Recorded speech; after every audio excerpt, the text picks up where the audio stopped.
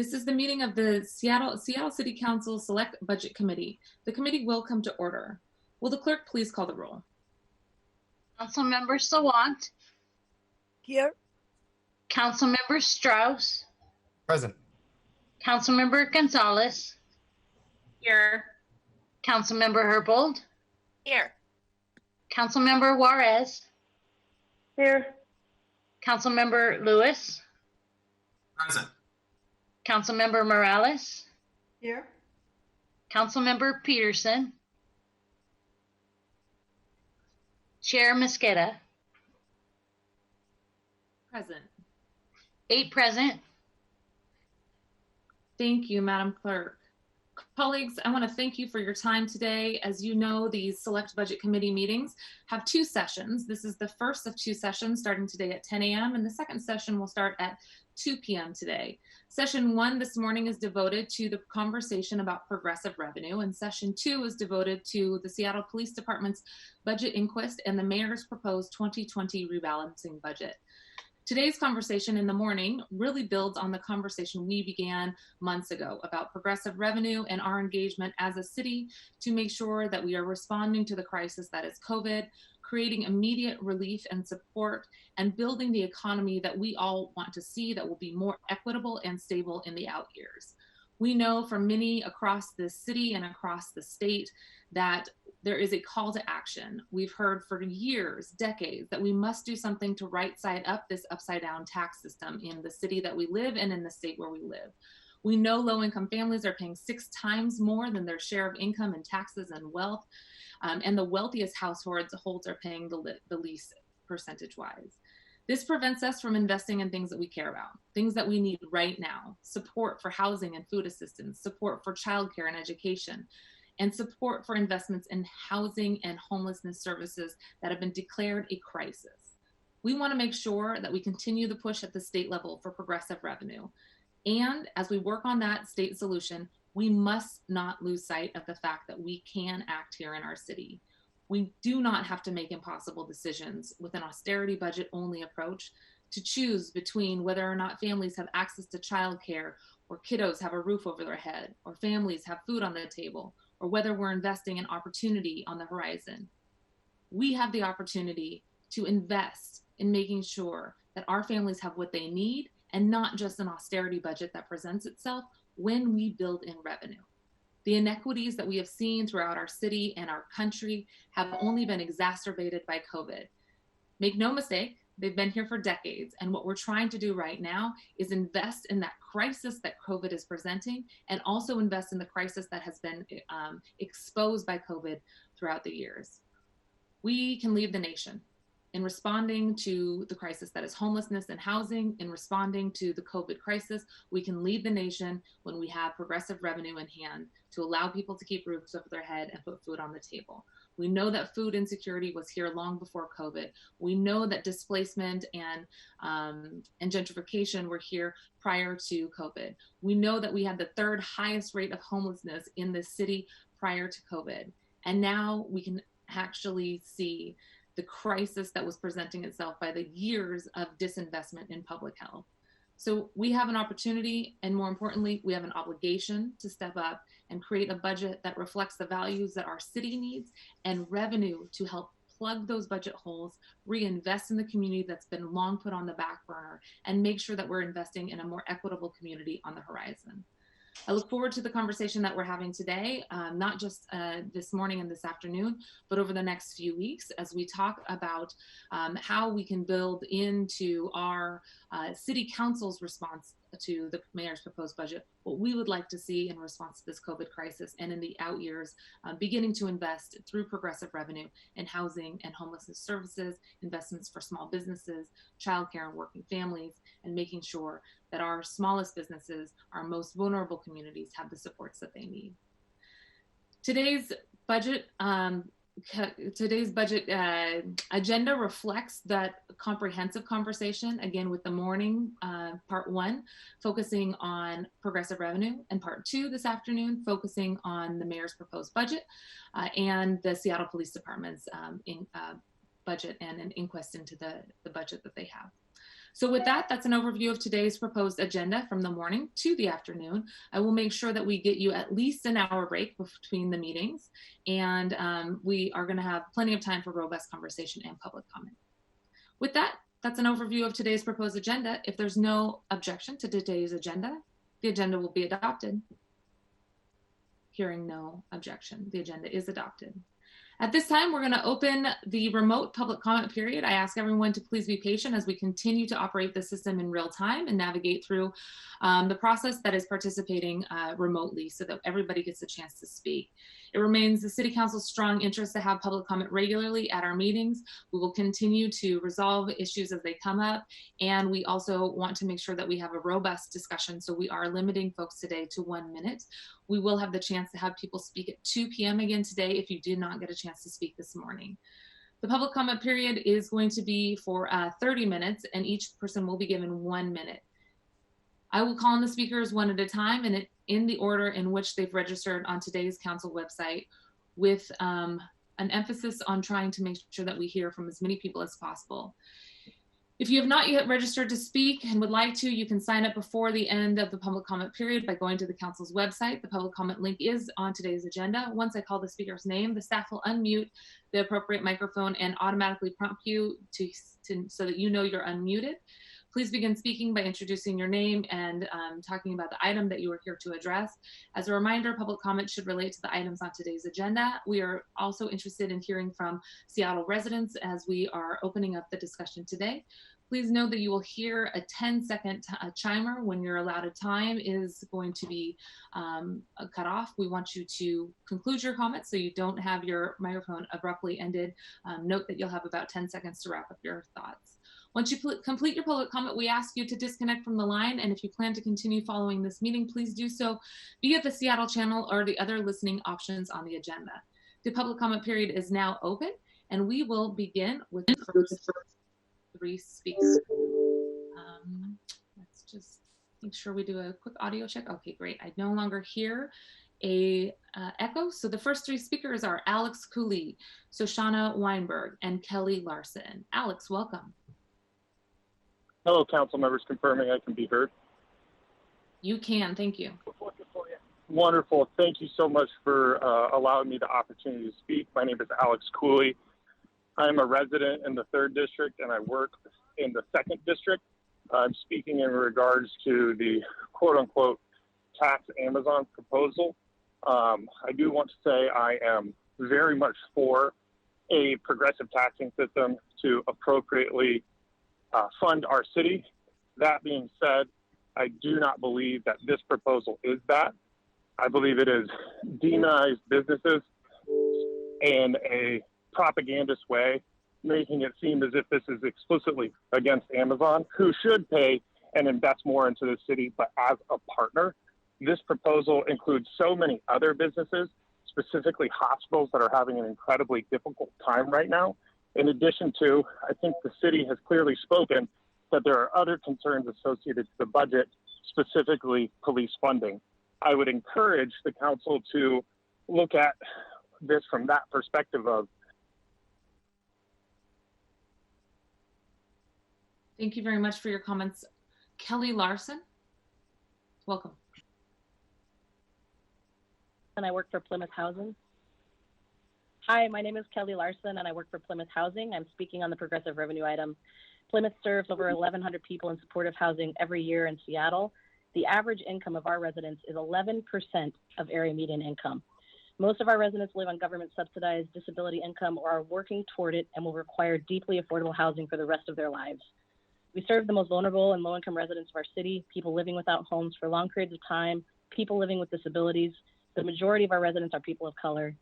Third Door Coalition projects a need of 6,500 apartments like Plymouth provides to meet the need.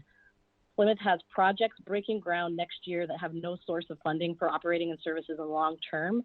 This is the revenue we need to continue growing and providing new homes to people in need.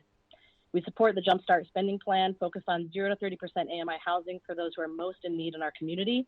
We also support the investments in EDI and COVID relief efforts. Thank you for your leadership, Councilmember Mosqueda, and all council members and staff who've worked over the years to get us to this point. We look forward to engaging in this work as it progresses.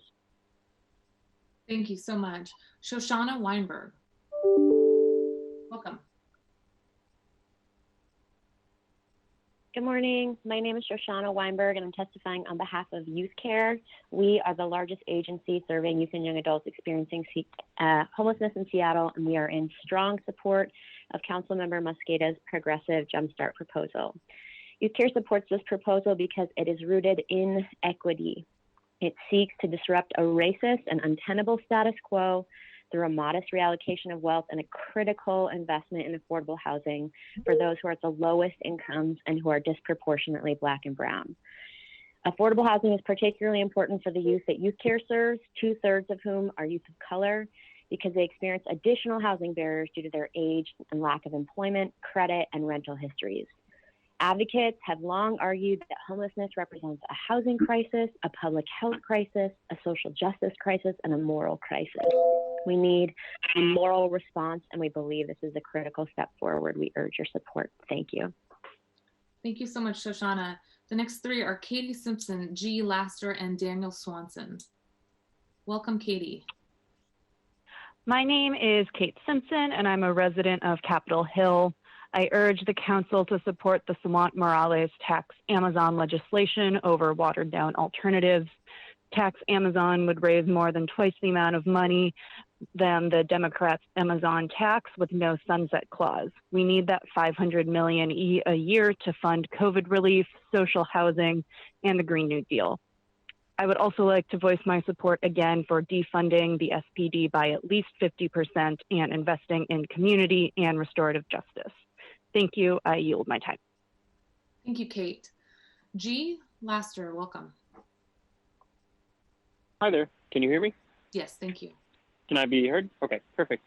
I am calling as a white non-binary resident of District 7 in support of the Sawant-Morales tax Amazon legislation. As was said at the beginning of this meeting, progressive tax structure is super necessary for funding many important organizations, for giving people the relief that they need, especially given that the CARES Act will be ending very soon, leaving a lot of people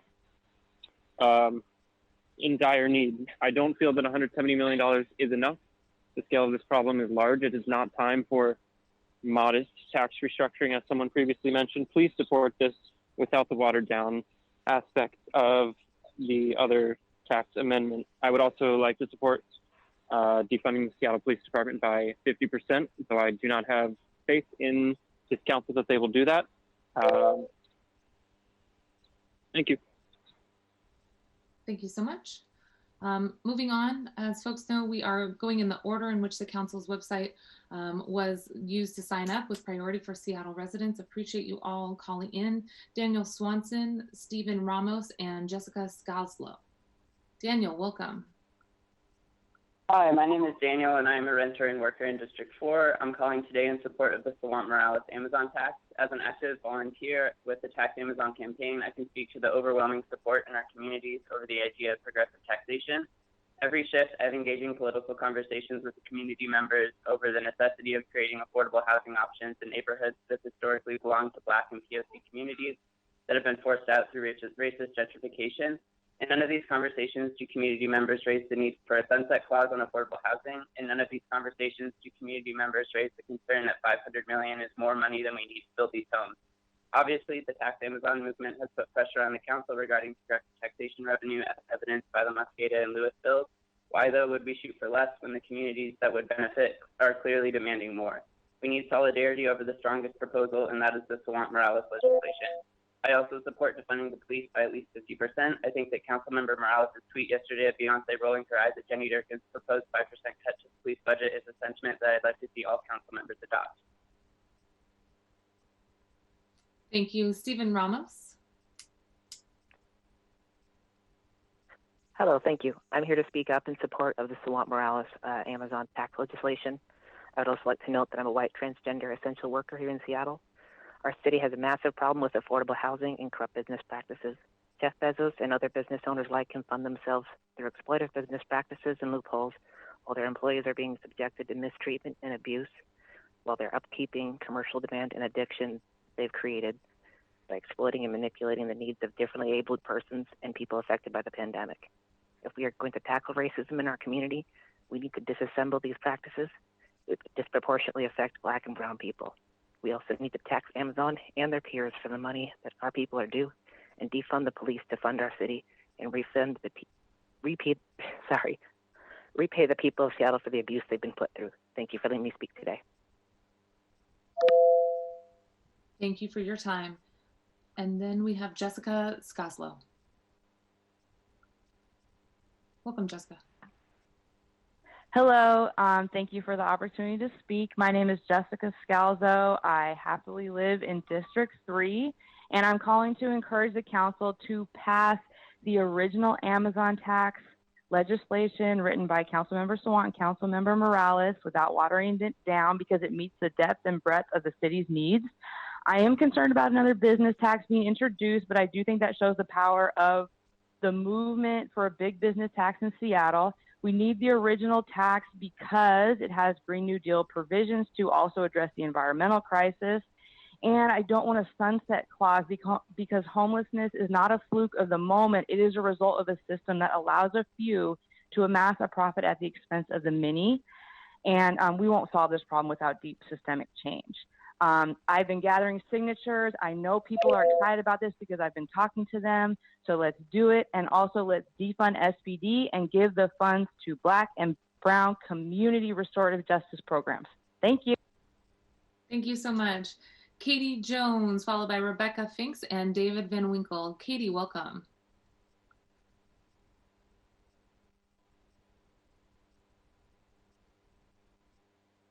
Hey, Katie, can you hear us? Katie. I'm sorry. Yes, Oh, good morning, council members. Morning. My name is Katie Joannis, and I am a 20-year Seattle resident and business owner. I support the Sawant Morales proposal. Mayor Durkin is clearly not listening to the people of Seattle. She has dragged her feet on getting the budget to you and then proposed fractional cuts to SPD, which are insulting to all of our intelligence.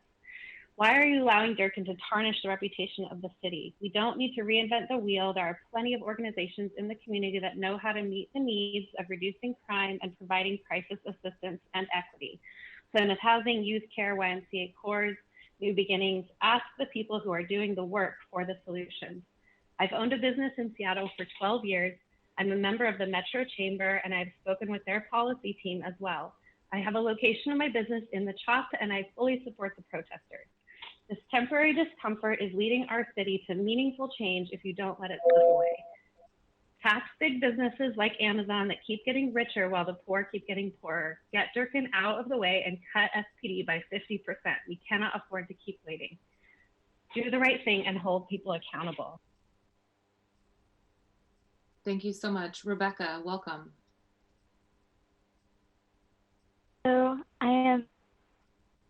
Hello, I am Becca Finkus. I work for Lehigh with the Tiny House program.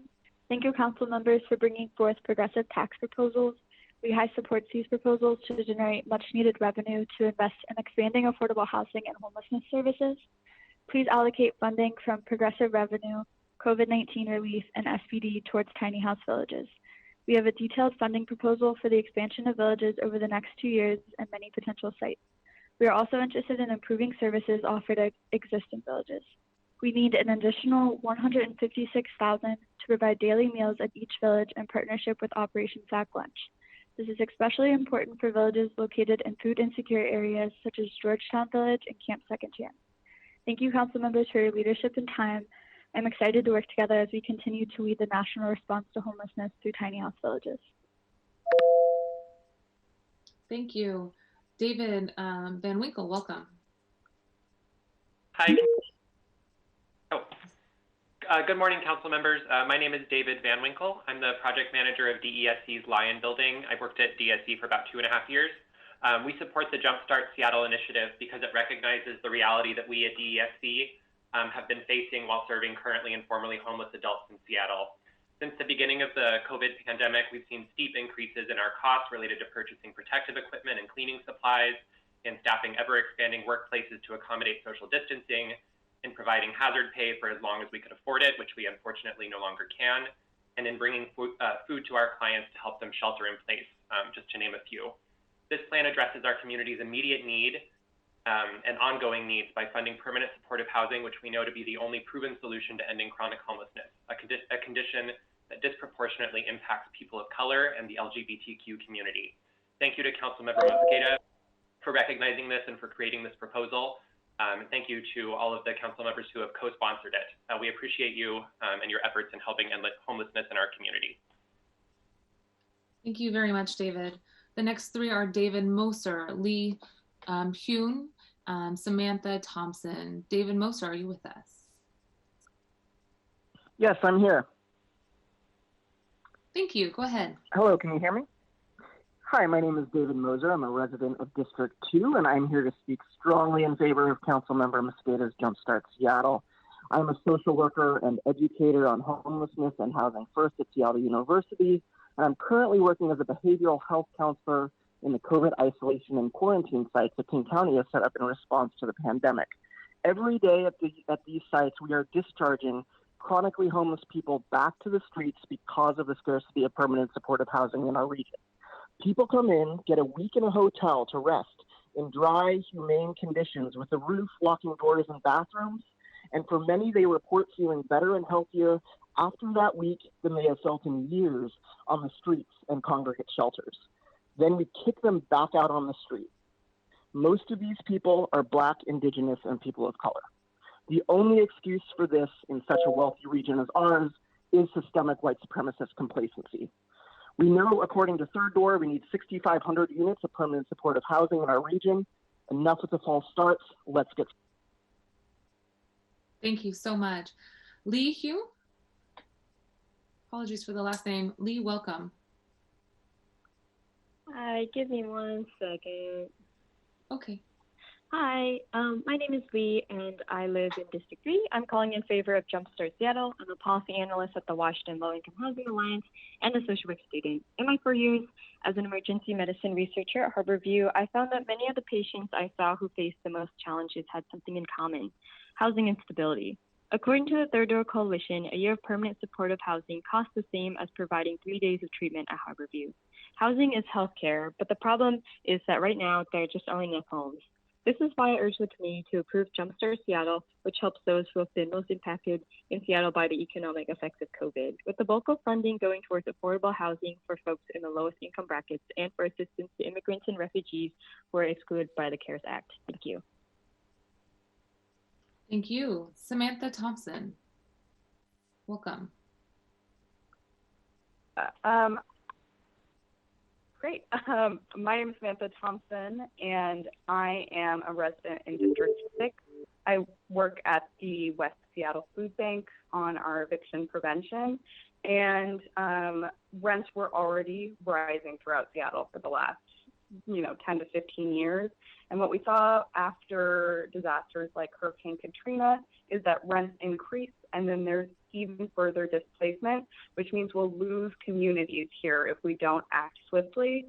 And while I support the spend plan of the Jumpstart program, I am concerned it doesn't address the immediacy and the urgency of the need to make sure that people do not lose their homes. We know that eviction is the leading cause of homelessness. And so in order to fully address and make sure that everyone can stay safely housed at a time when it's more important to stay home and stay safe than ever, support Morales' Tax Amazon. Thank you. Thank you. The next three people are Gabe Pelly, Hannah Swabata, and Eva Mentz. Gabe, welcome. My name is Gabe Pelly. I'm a resident of District 4 and a member of Socialist Alternative. I want to speak to the homelessness and affordable housing crisis, which was declared a state of emergency in 2015, yet the council is taking over 5 years to act. We now have to contend also with the pandemic and recession, so the city council must go beyond what's acceptable to big business and the capitalist class. Firstly, by acknowledging that the for-profit housing market has been one of the most violent, destructive forces directed at working class and poor people in the city through evictions, gentrification, and sweeps. We can't nickel and dime our way out of this. We need to put serious money on the table. Unfortunately, the Democrats' Amazon tax proposal would raise only $174 million per year, less than half of our $500 million Amazon tax, and be delayed until 2022. Secondly, it would build far fewer homes, only 2,300 compared to our 10,600 homes. So I'm baffled why the homelessness service providers are arguing for this Jumpstart Seattle proposal. Third, the sunset clause must go. Thank you, Gabe. Hannah, welcome. Hi, I'm calling in today to say that this new watered-down Amazon tax proposal being put forward by City Council Democrats is wholly inadequate in its current form. The fact that the City Council is now moving forward together on an Amazon tax is entirely due to the thousands who have been fighting for the Tax Amazon movement. Our movement collected 20,000 signatures for a ballot initiative in 20 days. It's because of this pressure that we're now being presented with this watered-down big business concession that raises less than half of the funding that the movement is demanding. It includes major corporate loopholes like a sunset clause. It only proposes to raise funding for 3,200 homes rather than the 10,600 that the movement is demanding. This totally falls short of what the community immediately needs. There's an Amazon tax movement fighting for the strongest possible policy to raise $500 million per year to fund COVID relief, permanently affordable social housing, and the Green New Deal. Our movement is made up of Black and Brown community members and leaders, community activists, rank and file union members, and socialists, including Councilmember Sawant's Socialist Council office.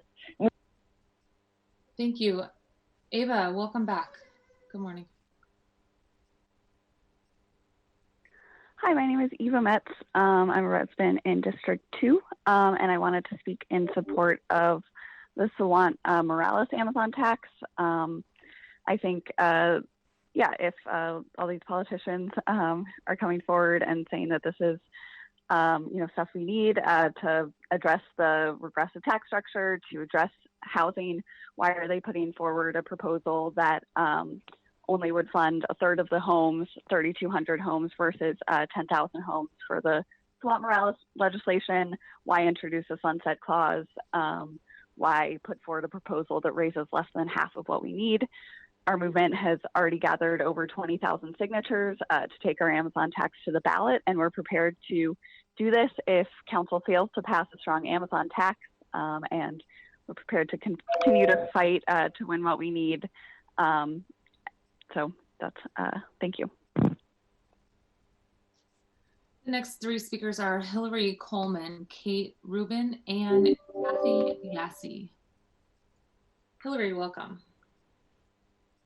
Hello, council members. My name is Hillary Coleman, and I work at the Seattle King County Coalition on Homelessness as our community project manager. I live in District 4. I am calling today in strong support of the Jumpstart Seattle legislation. We have been in the declared state of emergency around homelessness since November 2015 and continue to see daily the need to significantly deepen our response to homelessness and to drastically increase the amount of affordable housing available to people with the lowest incomes in our city. Jumpstart Seattle prioritizes deeply affordable housing, including permanent supportive housing, for people in Seattle with the lowest incomes. For a single person that is earning below $23,250, or for a family of three earning below $29,900. Those are the amounts that we mean when we talk about people who earn below 30% of AMI. And I think it's really important to remind everyone having these conversations of the actual levels of income we're talking about and to prioritize that. This deeply affordable housing is necessary to make sure that people can have a safe place to call home and must continue to be a priority as legislation evolves. Please.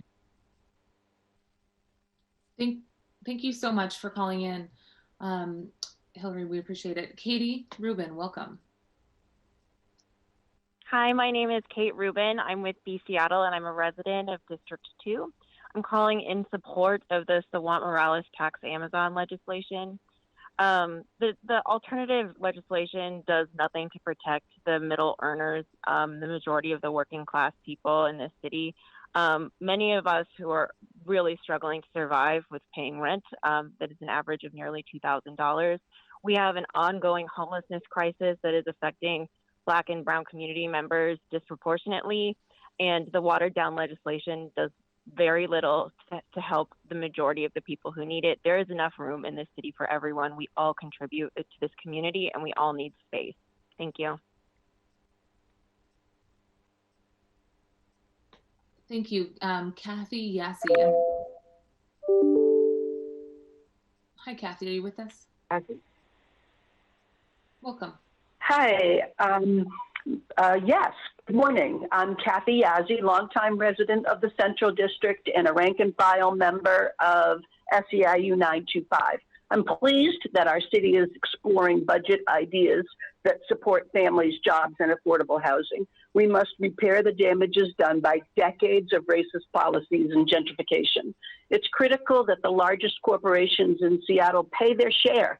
We need a strong big business tax to address our city's history of housing and economic inequalities. We need a city council that can stand up for us, the working people, and our interests. Pass the $500 million a year big business tax without corporate loopholes and no sunset clause. Build permanently affordable housing. Create union jobs. Thank you. Thank you. Juan Lopez Garcia, followed by Brianna Nimi, and then Naomi Woodruff. Welcome, Juan. Hi, can you hear me? Yes, we can. Thank you. Hi, my name is Juan Lopez, and I'm calling in today to support all of the progressive revenue proposals.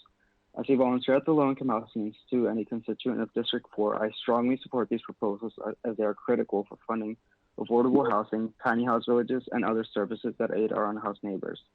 I also want to thank Council Members Morales, Sawant, Mosqueda, Gonzalez, Lewis, Herbold, and Strauss for the amazing work that you've all done in these progressive revenue proposals.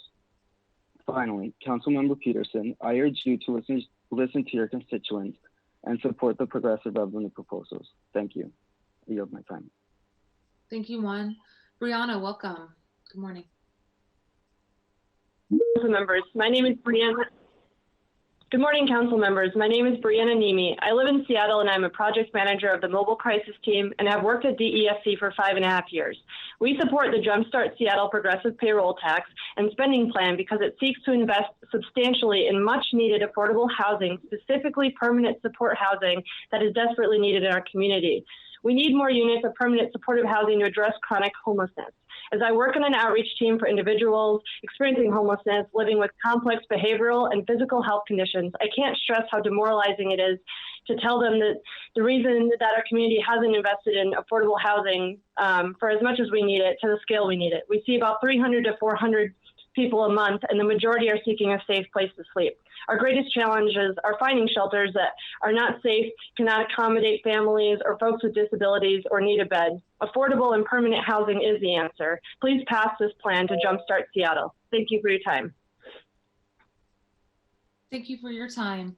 The next three speakers, and probably our last three for today, or for this morning, will be Naomi Woodruff, Emily Katz, and Derek Lum. Welcome, Naomi. Hello, council members. My name is Naomi Woodruff. I'm an hourly wage contract worker here in Seattle. And you know what? I'm so over being taxed while big businesses in Seattle are not. How can you call Washington State's tax structure the most progressive, yet want to cut corners with sunset clauses, building fewer homes, and overall bringing in less money to invest in the community? I'm supporting the Sawant Morales Amazon tax legislation, and I hope you will too. To quote Jon Stewart, Black people have fought for equality while white people were building equity. Now please redistribute some of that built equity to Black, Indigenous, and people of color with the Sawant Morales Amazon tax legislation. Anything less is regressive, and I also would like the SPD to be defunded at least 50%. The only sunset clause needed is on the regressive tax structure in Washington. Please stop attempting to discredit the Sawant Morales as being regressive. We need $500 million now, not less than half of that in 2 years. Thank you very much for my time. Okay, thank you. Emily Katz. Good morning, council members. My name is Emily Katz. I'm a registered nurse and the nursing manager at DESC, where I've worked for about 5 years, and I'm calling in favor of Jumpstart Seattle. To combat the spread of COVID-19, DESC worked quickly with our city and county partners to move our biggest congregate shelter into a hotel, and the success we've seen there has been remarkable, both in terms of preventing the spread of illness and in seeing the humanity and dignity that this improved space has given back to our shelter guests.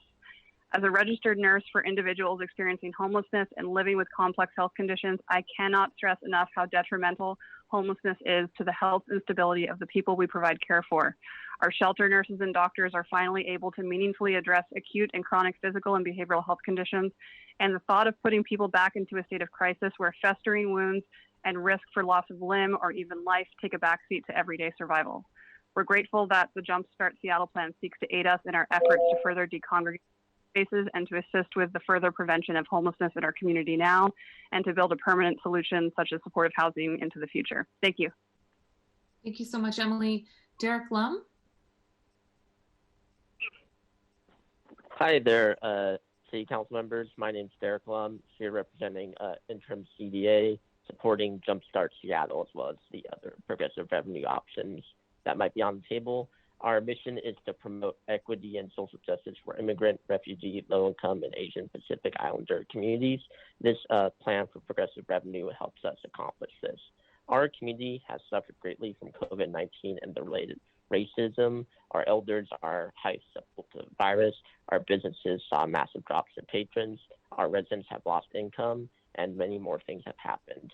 Our community responded in many different ways, from COVID testing to free groceries to small business assistance to murals and more. And this legislation would help amplify our community's efforts by investing more in immediate COVID-related assistance and in future investing in housing and business support in an equitable way. Thank you so much for this effort, and I appreciate everything the council has done. Thank you.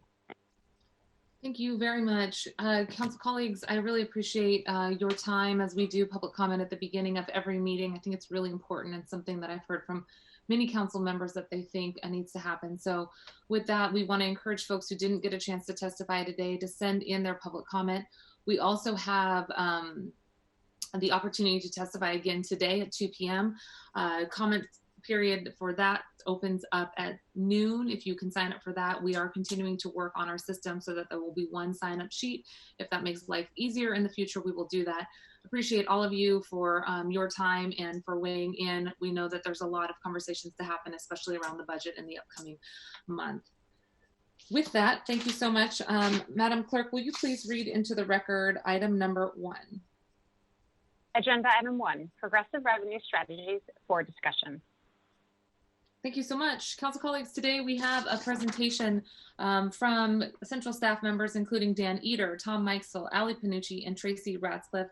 I want to thank them for all of their time over the last few months. We know that there's been an ongoing conversation about progressive revenue. Thanks to Council Members Sawant and Morales for introducing their bills.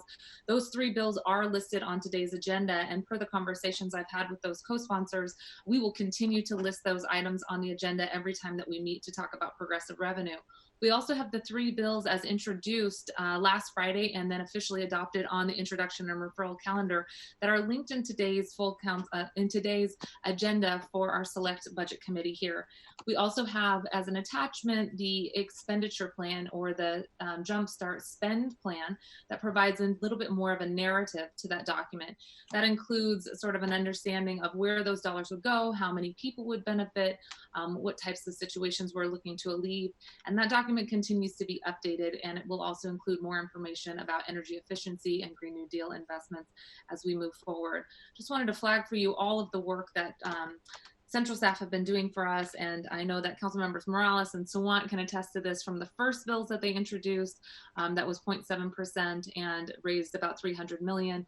That was back in January, I believe. I'm looking for head nods if they are showing their heads, because Council central staff have been really working on various proposals for a number of months and burning the midnight oil, working over the weekends. And so just want to take a second to thank you for all of your time, central staff, as we know we ask a lot and that the urgency is now, and you have really, really delivered on an incredible amount of work. So we thank you. We also thank you in advance for your presentations today. There's been a lot of questions that have been asked as we talk about looking at progressive revenue for the city of Seattle. And we know that you've spent the last few weeks, and especially over the last week, going into detail on some of those questions. So council colleagues, today is our opportunity to hear from central staff. They are going to walk through various policy questions that have been asked already. This is your chance to really flag questions, ideas, to do issue identification on the spot here, so we can start to hear where some of your ideas for possible amendments may lead to, with a reminder that amendments are due on Friday at 10 a.m. To be respectful of our central staff's time, we are hoping that you can meet that deadline of 10 a.m. on Friday. Feel free today to identify possible things that you're looking into, even if they don't turn into amendments, just for the purpose of discussion. You're welcome to bring those up. Really encourage folks to have that discussion here. Again, I want to thank the co-sponsors of this legislation for your support for Jumpstart Seattle. And I also want to thank again Council Members Morales and Sawant for their proposal and for the conversations that we've had to agree to use the Jumpstart proposal as the base legislation for the purposes of this discussion and possible amendments. I really appreciate you guys agreeing to or actually proposing to do that. Thank you, Councilmember Sawant, because I think that this helps us streamline the discussion, allow for central staff to have a focus on where those amendments would go to, and that does not take away from the progressive credentials of any of the proposals that you've put out. That includes the ones from January. I want to reiterate that this entire topic today is on progressive revenue proposals. I said it on Monday, and I want to say again how incredibly proud I am that we are working on a council that is pushing forward on progressive revenue proposals so we do not end up in an austerity-only budget. The proposed budget that we will talk about this afternoon does not include progressive revenue as a way to address the crisis that is COVID, as a way to create a more equitable economy as we recover from COVID, and it does not include the funding needed to address the historic inequities in housing, equitable development, and supports for small businesses. So just want to lay the groundwork to say how important it is that we as a council, I think, are having this ongoing conversation around progressive revenue, and the progressive credentials that are included in the proposals that we're talking about really do show that this council is committed to investing in a more equitable budget in this year and in the out years, so that we can really put forward priorities, especially in Black and Brown communities that have been historically disinvested from. And even as we have a conversation around progressive revenue, I think, none of us are under the assumption that just this revenue alone will solve all of our community needs. It complements, but it does not replace the conversations that we need to have about investing in Black property ownership, in healthcare for all, in childcare for all, in housing that is affordable for everyone, especially for communities of color and low-wage workers. I'm really excited about this progressive revenue discussion that we have today, and using today as sort of the foundation for what will come before council for us to consider again next week.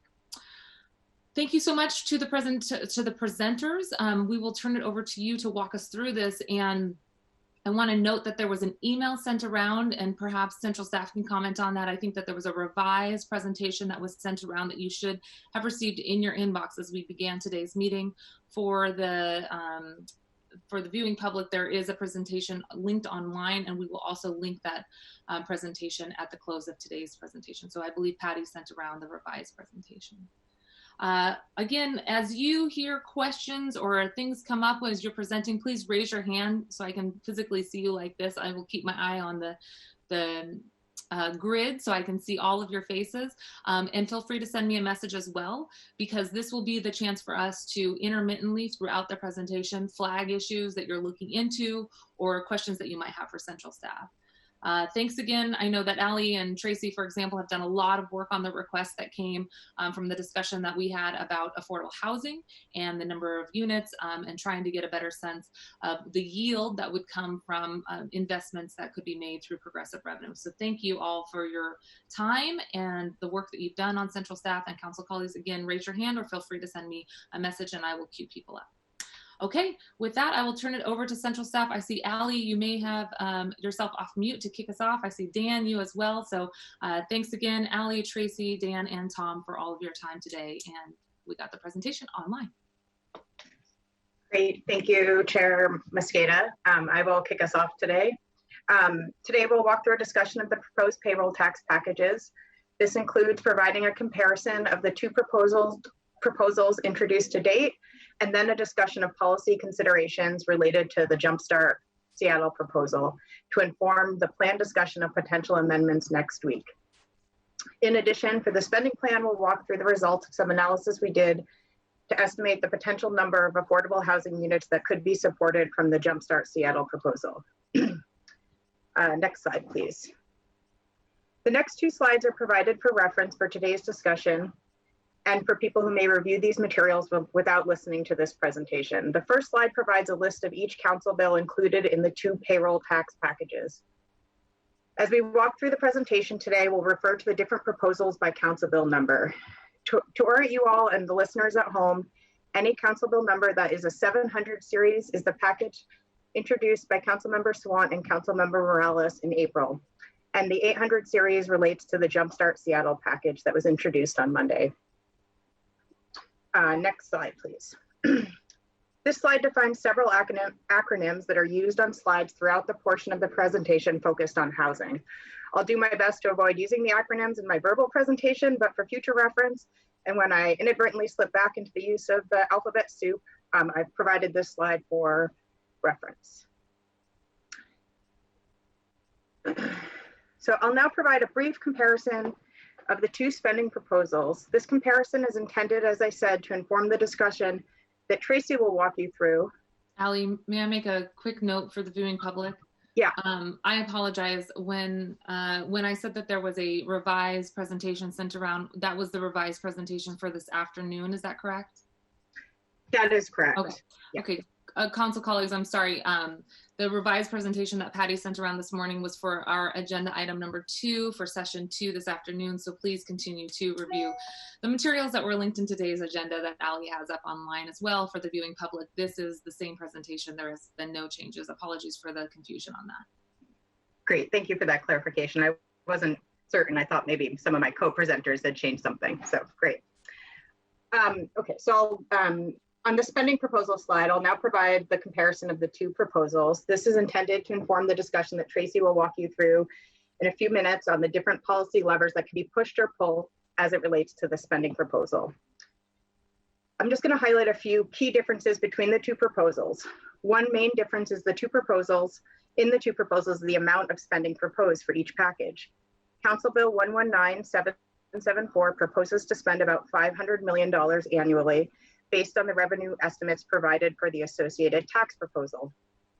Council Bill 119811, which is the spending plan for the Jumpstart Seattle payroll tax, proposes to spend about $200 million annually. I'll note here that later in the presentation, you'll hear from my colleague Tom as he describes the proposed tax and refers to an estimate of about $173.5 million annually generated from that tax. That is the revenue estimate central staff developed with the data available. As noted on slide 17, due to data limitations, the estimate for the Jumpstart Seattle tax does not include revenue that could be generated from businesses with payroll of $1 billion and above. Tom can provide more detail on that estimate later in the presentation, but we just wanted to highlight that the spending plan uses the sponsor's revenue goal of $200 million rather than that estimate. I'll also just briefly note here that the spending packages also differ in the following ways. There are differences in the specific spending categories that are described in more detail on the next slide. The source of funds for 2020 spending and amount of spending in 2020 also differ. Council Bill 119774 would spend about $200 million in 2020 on COVID relief, while the Jumpstart proposal spends about $86 million on COVID relief. The 119774 would use an interfund loan to fund those services in 2020, and then pay back that interfund loan in 2021 using tax revenues.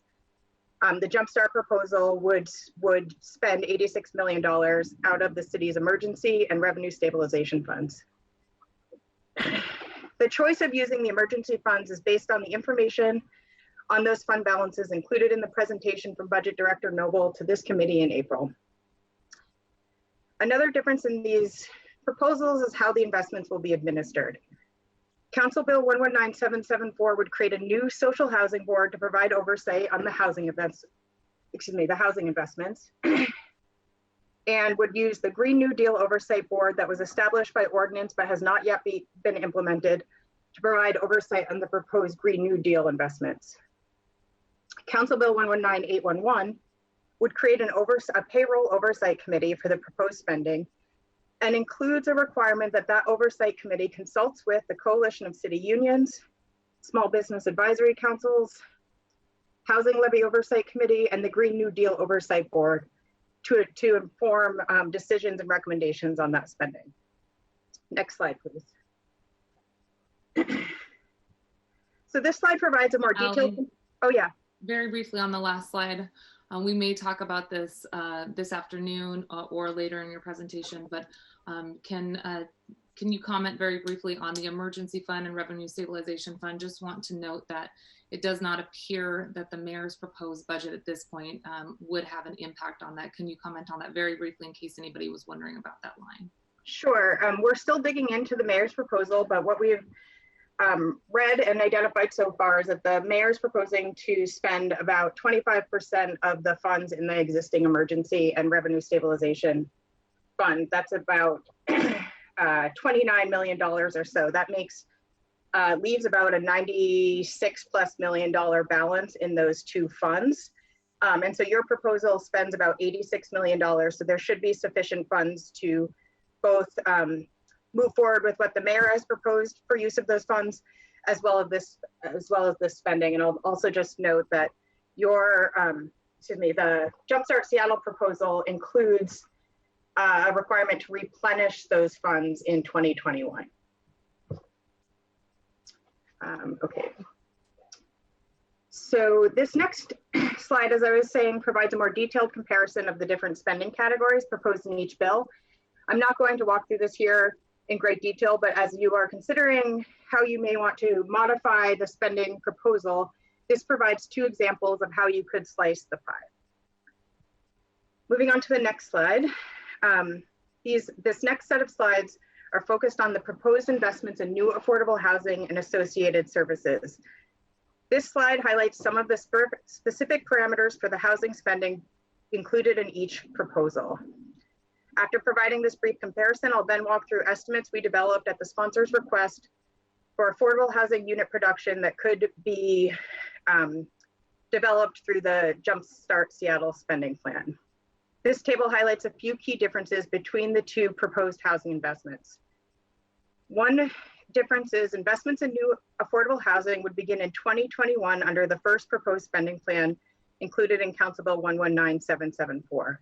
While Council Bill 119811 begins investing in new housing in 2022, and in 2021 provides funding for investing in housing stability services. Question, Councilmember Sawant? Yeah, just a request, Ali. If I know you've mentioned this in other slides, but just for the benefit of the viewing public, whom I don't expect to memorize which bill is what number, if you can just point out which one is which bill in terms of council members. So I think that'll be easier for people to follow. Thank you. Okay, thank you. And just to keep things more efficient, I will refer to the Councilmember Swanton Morales proposal and then Councilmember Mosqueda's proposal, recognizing that there are also co-sponsors, Councilmember Gonzalez, Councilmember Herbold, Councilmember Lewis, and Councilmember Strauss, but it will be a mouthful to say all of the names every time, if that's acceptable. Let me ask the co-sponsors, Councilmember Morales and Sawant, since colloquially, I can't get that word out, you refer to it as Tax Amazon. Would you like to have yours referred to as Tax Amazon, and then the one that has me and 4 others on it just referred to as Jumpstart, so that it's easier to get it out? That's fine with me. Okay. Just recognizing that they're both the same sort of big business tax mechanism. That's right. Yes. Thank you for that. So the middle column would be the, quote, Tax Amazon bill. The last column would be the, quote, Jumpstart bill, both of which are large assessments, large taxes on large corporations. But the middle column, again, Morales, the Sawant's proposal. Okay, great. Got it. Thank you. I'll try to stay consistent, but my notes might slip me up here. Okay, so I'll start again with highlighting some of the differences. As I was saying, investments in the new affordable housing units begins in 2021 for the Amazon tax and in 2022 for the Jumpstart. proposal. The table highlights the differences in housing unit estimates for each of the proposals based on the proposals as introduced. Because the Amazon proposal does not begin investments in new affordable, because the Jumpstart proposal does not begin investments in new affordable housing until 2022, combined with a lower proposed annual amount of spending, this results in a lower estimate of total units produced over the first 10 years. Or put more simply, more money means more units.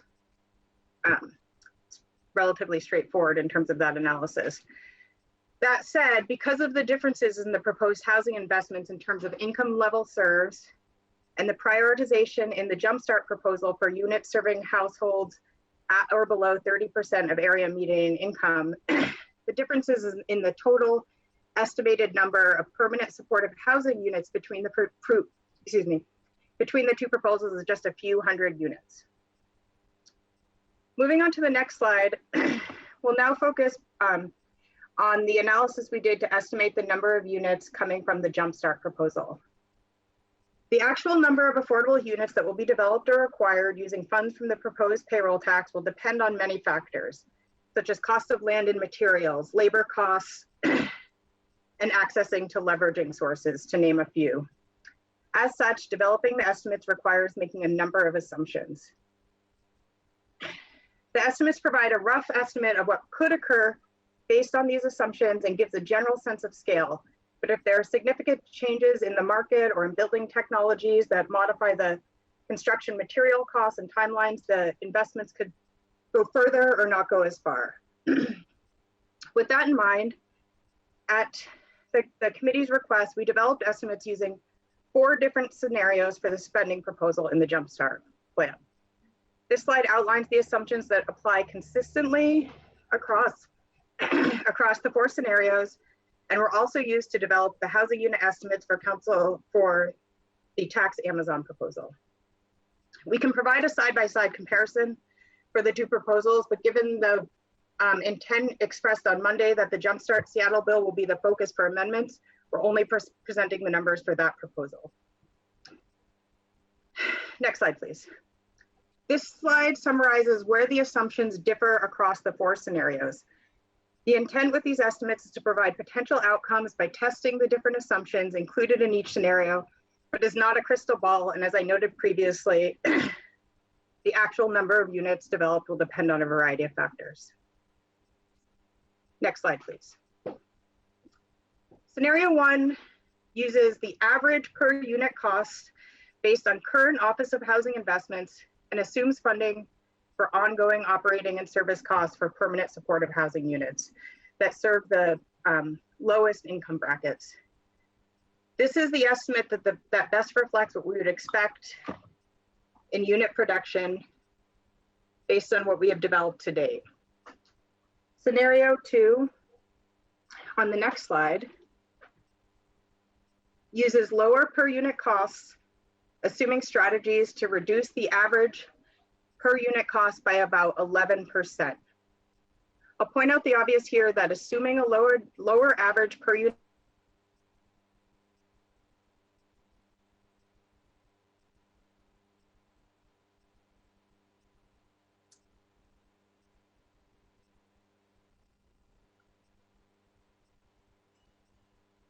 Allie, I think you are frozen. Is anybody else experiencing that? Okay. Yes. Tracy, would you be willing to step in really quickly, or do you want us to hold for a second? Sorry about that. Oh, hi, Allie. Welcome back. Okay, sorry about that. No problem. I'm frozen on my screen, so I didn't know if it was everybody. No, my whole screen, I don't know what's happening. I'm having some, I think, technology issues. So should I start again with scenario 2? I think that would be great if you don't mind. Yeah, okay, great. So scenario 2 uses lower per unit costs, assuming strategies to reduce those costs by about 11%.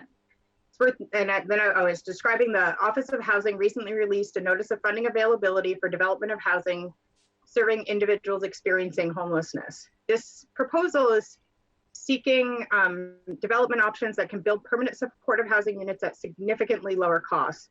This could serve as a model to understand strategies that could be used to lower the per unit cost more broadly across housing developments. Next slide, please. Scenario 3 assumes that the same average per unit cost used in scenario 1 apply, but it would invest 100% of the funds in building new units or acquiring units and does not provide funding for the ongoing operation and service costs for permanent supportive housing. While this results in a higher estimate for the total number of units, it will mean that another source of funding will be needed to provide that ongoing funding for operating and service costs. Next slide, please. Scenario 4 also assumes the same average per unit cost used in scenario 1, but instead of providing funding for operating and service costs annually, this scenario front loads the operating and service costs to cover those costs through 2040. Because the proposed Jumpstart payroll tax would sunset in 2030, this provides certainty of funding for those ongoing costs beyond the time when the tax revenue would be collected. And with that, I'll turn it over to Tracy, who will walk through some of the policy options, and then we'd be happy to take questions. Thank you, Allie. So moving to the next slide, we'll now begin discussion of the policy consideration for the spending plans for Jumpstart Seattle. So as we've seen, Jumpstart Seattle would propose to spend $86 million in 2020, of which $66 million would come from the emergency fund and $19 million from the revenue stabilization fund. As this slide shows, $18 million would be used for small business support, including direct small business assistance, $36 million for immediate housing, which could include rental assistance, shelter de-intensification efforts for sheltered and unsheltered homeless individuals, mortgage or foreclosure assistance, and programs to support the ongoing services and operation costs for nonprofit affordable housing and shelter providers. $18 million would be provided for immigrant and refugee support, including language access services and direct financial assistance for immigrant and refugee households. And then finally, $14 million would be available for food security programs, including continuation and expansion of the emergency grocery voucher program. So the policy considerations for council as it relates to this spending include whether in fact to use an alternative source of funds to support the $86 million in spending in 2020. And this was really based on us not knowing whether, in fact, the mayor would deliver a 2020 revised budget that, in fact, used all those funds. This may be a lesser of an issue or concern for the council members now that we know that, in fact, she does not tap into those funds and exhaust those in 2020. Additionally, what you could consider whether you want to increase or reduce the total amount of funding that actually is spent in 2020. And then there is the ability to increase or decrease total funding amount for each program or service, to add or delete programs or services that are proposed to be funded, and to increase or decrease the amount of assistance that might be provided by the different programs and services. For example, the small business assistance program is capped at $10,000 per business, and the direct financial assistance to immigrants and refugee households is generally capped at $1,000. Moving to slide 14. The proposed funding for 2021, the slide shows the proposed spending totaling about $170 million for 2021. $86 million would replenish the emergency and revenue stabilization funds used to support the council's 2020 COVID-19 relief programs. $65 million would be to provide continuity of services that are supported by the city prior to COVID-19 that might be cut due to revenue shortfalls, and also to provide funding to support increased cost and the expansion of services and programs to support low-income communities and others. And then finally, $17 million would provide support for the council's COVID relief programs that we funded in 2020, and the remainder of $4 million for startup cost. So the policy consideration as it relates to this proposed funding include increasing or decreasing funding amounts for each program or service, and adding or deleting programs or services funded. Moving to the next slide, thank you. This includes the proposed funding for 2022 and beyond. This slide shows the proposed spending by percentages. So currently proposed 65% would be used for housing and services. And this could include construction or acquisition and funding of serving housing that serves households that are below 50% of AMI, operations and support services for housing serving households at or below 30% of AMI, and associated infrastructure costs such as energy efficiency measures that might be included in the development of housing that's funded with this fund source. 10% of the funding would be used for development projects, including housing and non-housing portions of EDI projects. 20% would be used for small business support, and 5% would be used for startup. I'm sorry, Tracy, 1 second. There's just a little echo. I'm wondering, Amelia, do you mind checking to see if we mute your line, if that helps to hide the echo? How's that? A little better. Go for it, Tracy. So the policy considerations for this proposed spending would be to increase or decrease funding amount for each program or service, to add or delete programs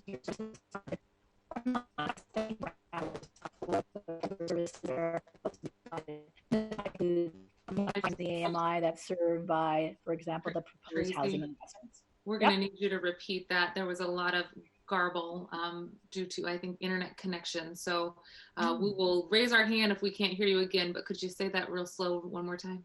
Sure.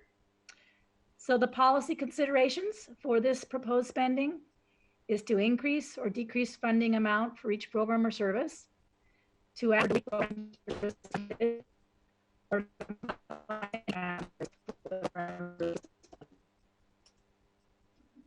I'm sorry about the internet connection, folks. I know people around the country are dealing with this. Just real quick to see if we can do a stopgap. Allie, do you mind summarizing what Tracy was saying right there? I'm sorry, Tracy. That's okay, sorry. Sure. As Tracy was noting here, the policy considerations are really looking at adding, deleting, or modifying the spending categories proposed for 2020 and beyond. This could include increasing or decreasing the funding amount for each program or service, adding or deleting programs or services funded, or modifying some of the spending parameters, such as the maximum income served by the proposed housing investments. And with that, we're happy to take questions on the spending proposal. Okay, excellent. Council colleagues, I know that there's probably a handful of questions, so please do raise your hand and I'll get folks in the queue.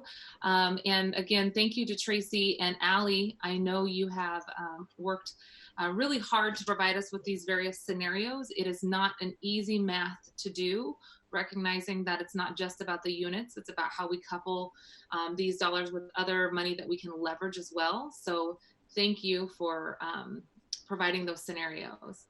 I'm just checking. Councilmember Morales, is that a hand up? Okay, great. Councilmember Morales, you are first up. And do let central staff know if you want to go back to any of their slides.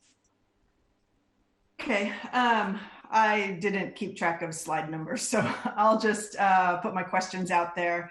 And there's kind of, I'll say one for now, one in the Seattle spend plan and one in the COVID plan. I'll start with the Seattle spend plan. So I think everybody knows that EDI is a priority for me. I think it's really important that we put communities of color first, that we invest in the infrastructure in communities of color first. So I feel like I need to understand the 2021 spending plan better, because I want to make sure that the initiatives that we've created specifically to serve our Black, Brown, and Indigenous communities aren't on the chopping block. And I don't know where in the 2021 plan that would go. And then I'll just put my other question out there as well.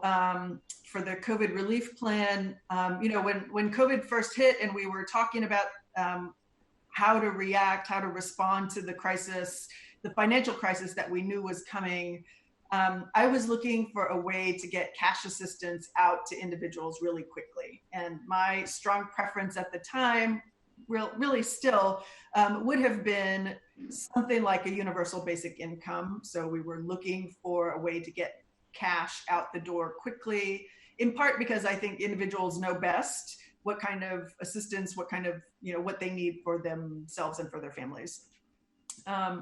I understand that we... Thank you for the question, Councilmember Morales. Dan, if you could move to slide 5, that table provides a little bit more detail. Mm-hmm. So yeah, so I just worry that the relief plan won't provide assistance to those who aren't in UDP or Fresh Bucks or other existing programs, and want to understand better how we are investing through that in the kind of trusted community advocates. I think the language, can people hear me okay? Because I think Allie's frozen now. Can you hear me okay? I'm back. Sorry about that. I think the intent on the assistance to immigrant and refugees is to provide direct financial assistance and to use trusted community-based organizations to get that funding out directly. So not just rely on those folks being in existing programs, but use the organizations to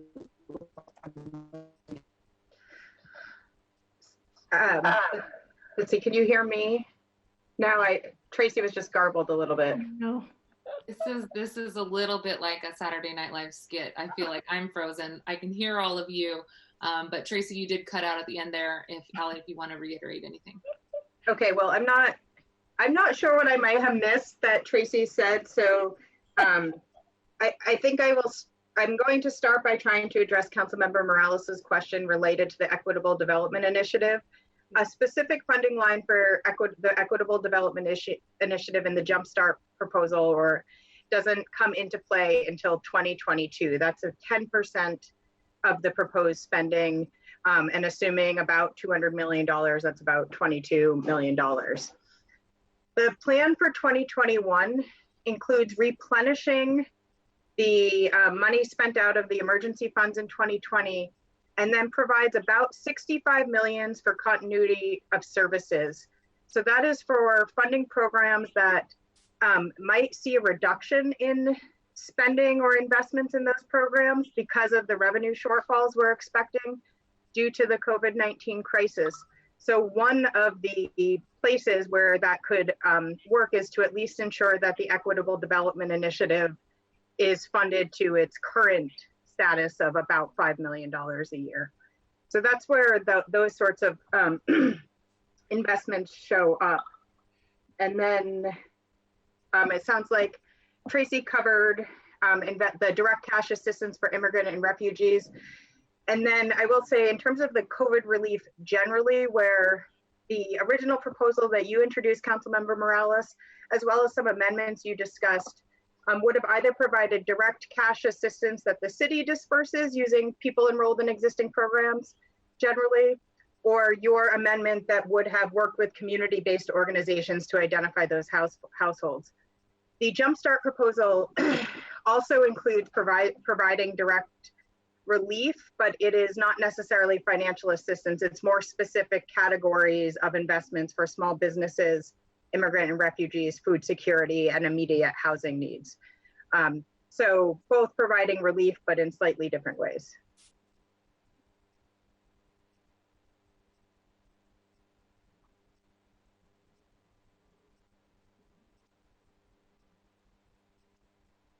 Okay, colleagues, I know we're having some computer issues.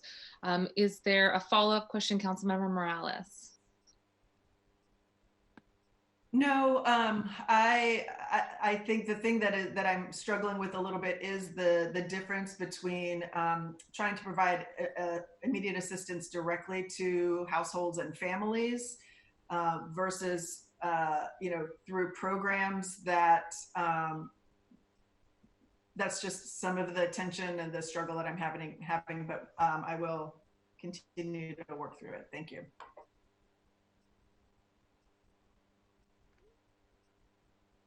Great. Councilmember Herbold. And then if there's anybody else, I'm sorry, with the computer glitches, please do hold your hand up so I can see you. Okay, Councilmember Herbold. Thank you. Let me just get to my questions. Councilmember Strauss, you'll be next. Unmuted myself. I'm just going to kind of go through slide by slide as I categorize my questions. I have questions about slide 5, 6, and 7. As it relates to slide 5, just would love a little bit more detail about what is meant by shelter de-intensification, specifically what activities does it support?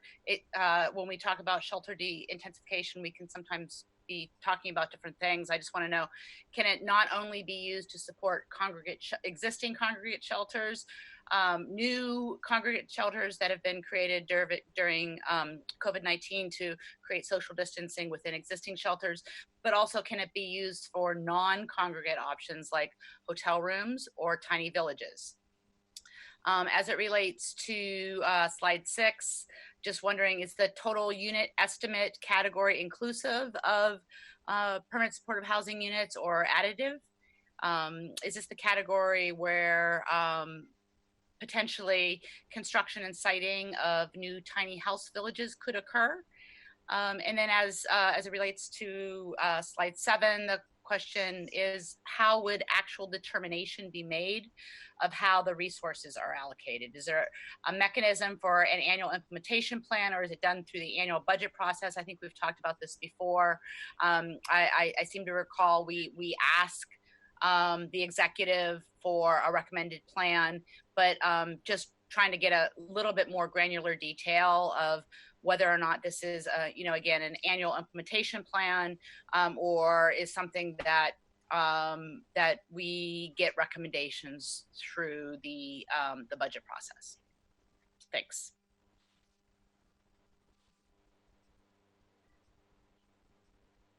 You're muted, Ali. Okay, that was just a user error, not technology. Starting with your first question as it relates to the proposal for spending on immediate housing.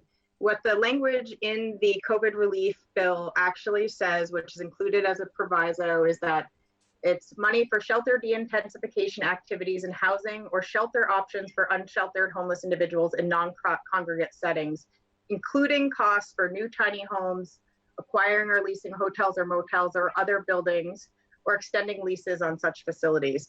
So it could be used for either, but it is left open to be determined through the implementation. And so if you wanted a more specific sort of allocation of funds for those different activities, it could be sort of that language could be parsed out for more specific uses. Moving on to slide 6. This is a portion, about 65% of the proposed spending for 2022 and beyond, and it is for new affordable housing serving our homeless people experiencing homelessness, as well as people at the lowest end of the income bracket. It's prioritizing housing serving households with incomes at or below 30% of area median income. It isn't currently intended for use for shelter type uses in non-congregate settings like tiny homes.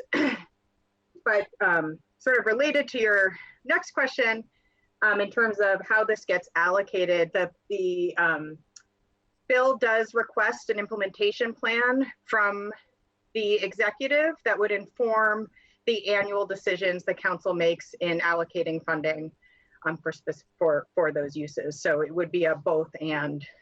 First, an implementation plan that would be adopted by the council, followed by the annual adoption of the appropriations. And the implementation plan is for 2022 and beyond. Very helpful, appreciate.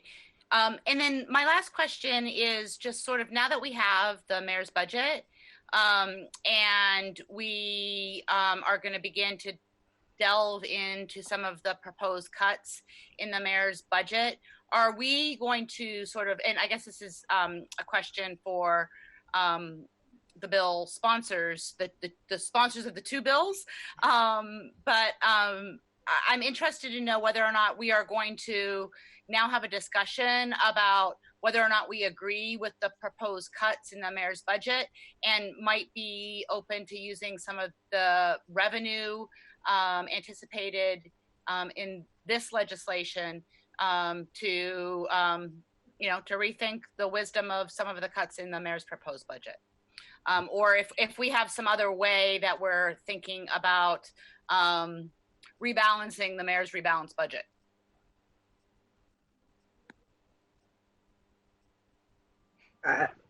I think that's a policy option for the council to consider.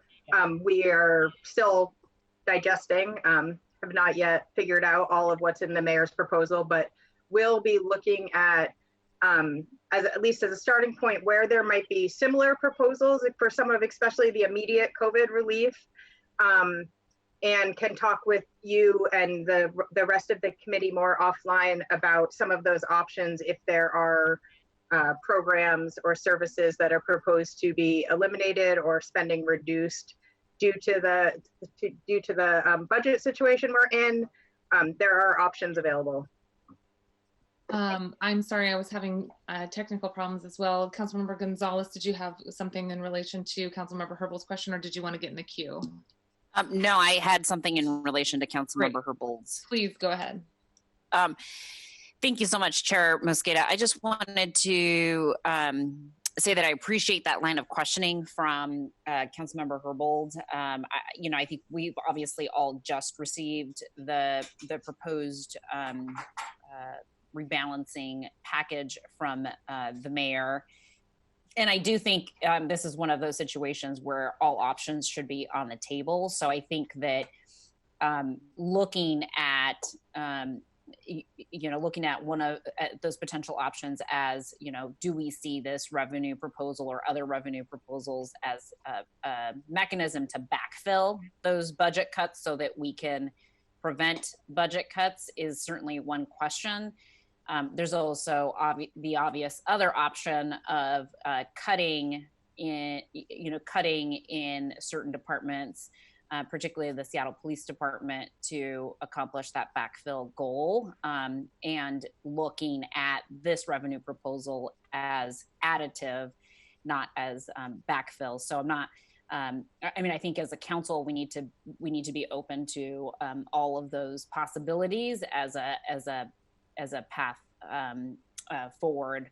I feel like, looking at this revenue proposal as backfill is probably not what we want to do. I think we want to see this as a new additive revenue to this issue, and looking at departments like the police department to backfill some of the proposed budget cuts would certainly be my preference in terms of moving forward with the rebalancing package. So just wanted to put that on the table in terms of the question, the broader question, budget approach question that was being posed by Councilmember Herbold.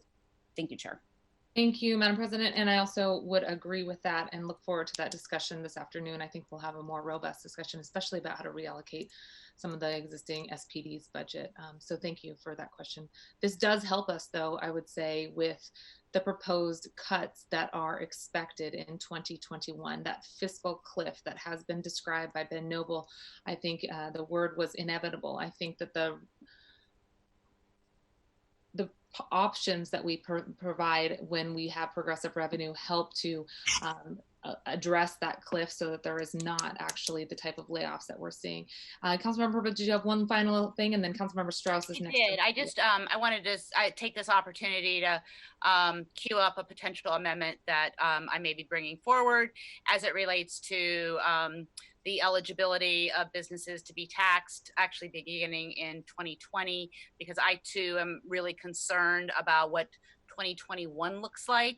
And I think the amendment that I've been considering is intended less to create the opportunity for more additive spending in 2020, but also focused instead on 2021 mitigation of what Director Noble is predicting will be a need for of layoffs.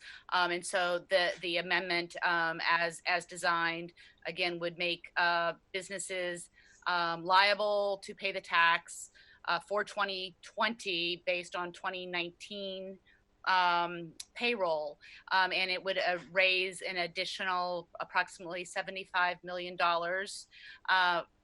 from that 2020 obligation And the thought that I have a couple different versions. The one version assumes some small level of spending in 2020, maybe about $10 million. And the majority of it, the additional 65 million, going to mitigate 2021 impacts, either by paying back the emergency subfund, or actually directly mitigating payroll reductions. The other version, in total, puts that whole 75 million in 2021 and none in 2020. Thank you, Councilmember Herbal, for flagging that. Appreciate it. And council colleagues, as you do have other ideas, please continue to flag those. Okay, great. I see Councilmember Strauss and then Councilmember Sawant. Councilmember Strauss, please go ahead. Chair Mosqueda, my questions are on slides 5 and 13. Thank you, Tracy and Allie, for the work that you have done with this presentation. I will preface my comments by saying it's been an absolute pleasure and honor to get to work with the small businesses in my district. As you know, we've been providing essentially case management for small businesses, trying to navigate the different layers of resources from federal, state, county, and city. In this process, we found many gaps in the resources that are available to small businesses, which resulted in a letter that we as a council signed and sent to our state and federal delegation. So there are a number of things in this as slide 5, the immigrant and refugee support, I think, is very important. The food security and immediate housing are all things that we have heard are either not funded enough or not, or are, in the case of immigrant and refugee support, just simply a gap in the resources available. With the small business support, we are at this time working with the small businesses in my community to identify what changes or amendments we may be bringing forward. So I just flagged that for my colleagues now. We don't have amendments written or fully developed. This is a work in progress at this time. I was wondering, Tracy or Allie, if you could provide us a little bit of background on when you say business support resources, what do you mean by that? And if the answers aren't at your fingertips right now, I'm happy to follow up offline. Thank you, Councilmember Strauss. For the small business assistance, the majority of the funds are proposed to expand or add funding for the Small Business Stabilization Fund that has been used to provide grants of about $10,000 to small businesses, as well as funding to support family child care providers. And I'm working with Councilmember Mosqueda on modifying that language to expand it a bit to include a broader range of child care providers. And then it provides, I think it's about $320,000 for the Office of Economic Development to expand their technical assistance programs. And I'd be happy to talk to you more about that, Councilmember Strauss, but as Tracy noted, this is sort of the parameters of the spending that we're talking about that council members may want to consider modifying, such as the amount of funding, or in this case, the definition of a small business, which is defined as businesses with 5 or fewer employees, and that's based on the requirements for the current Small Business Stabilization Fund. Thank you, Allie. Would we have the ability to modify the definition of small business, whether it's changing employees to FTE or the number of employees that business has within their company?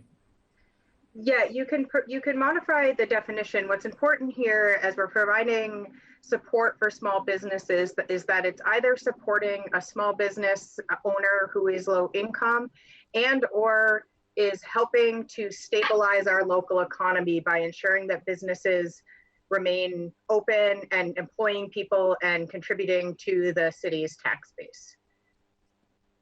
Thank you. And one thing that we've heard, this may be changing gears into the immediate housing, which is rental assistance. Is there a realm in which small businesses that are having difficulty paying rent would be able to access the rental assistance program, or is that simply for residential? It's residential. But to be clear, some of the business support assistance could be used to cover rent payments as well. I don't believe that the business assistance is limited in that regard. So that is legally available to us. Yes. Thank you. I need to turn down my audio. Apologies if I'm yelling at anyone on accident. Those are my questions, Chair. Thank you very much.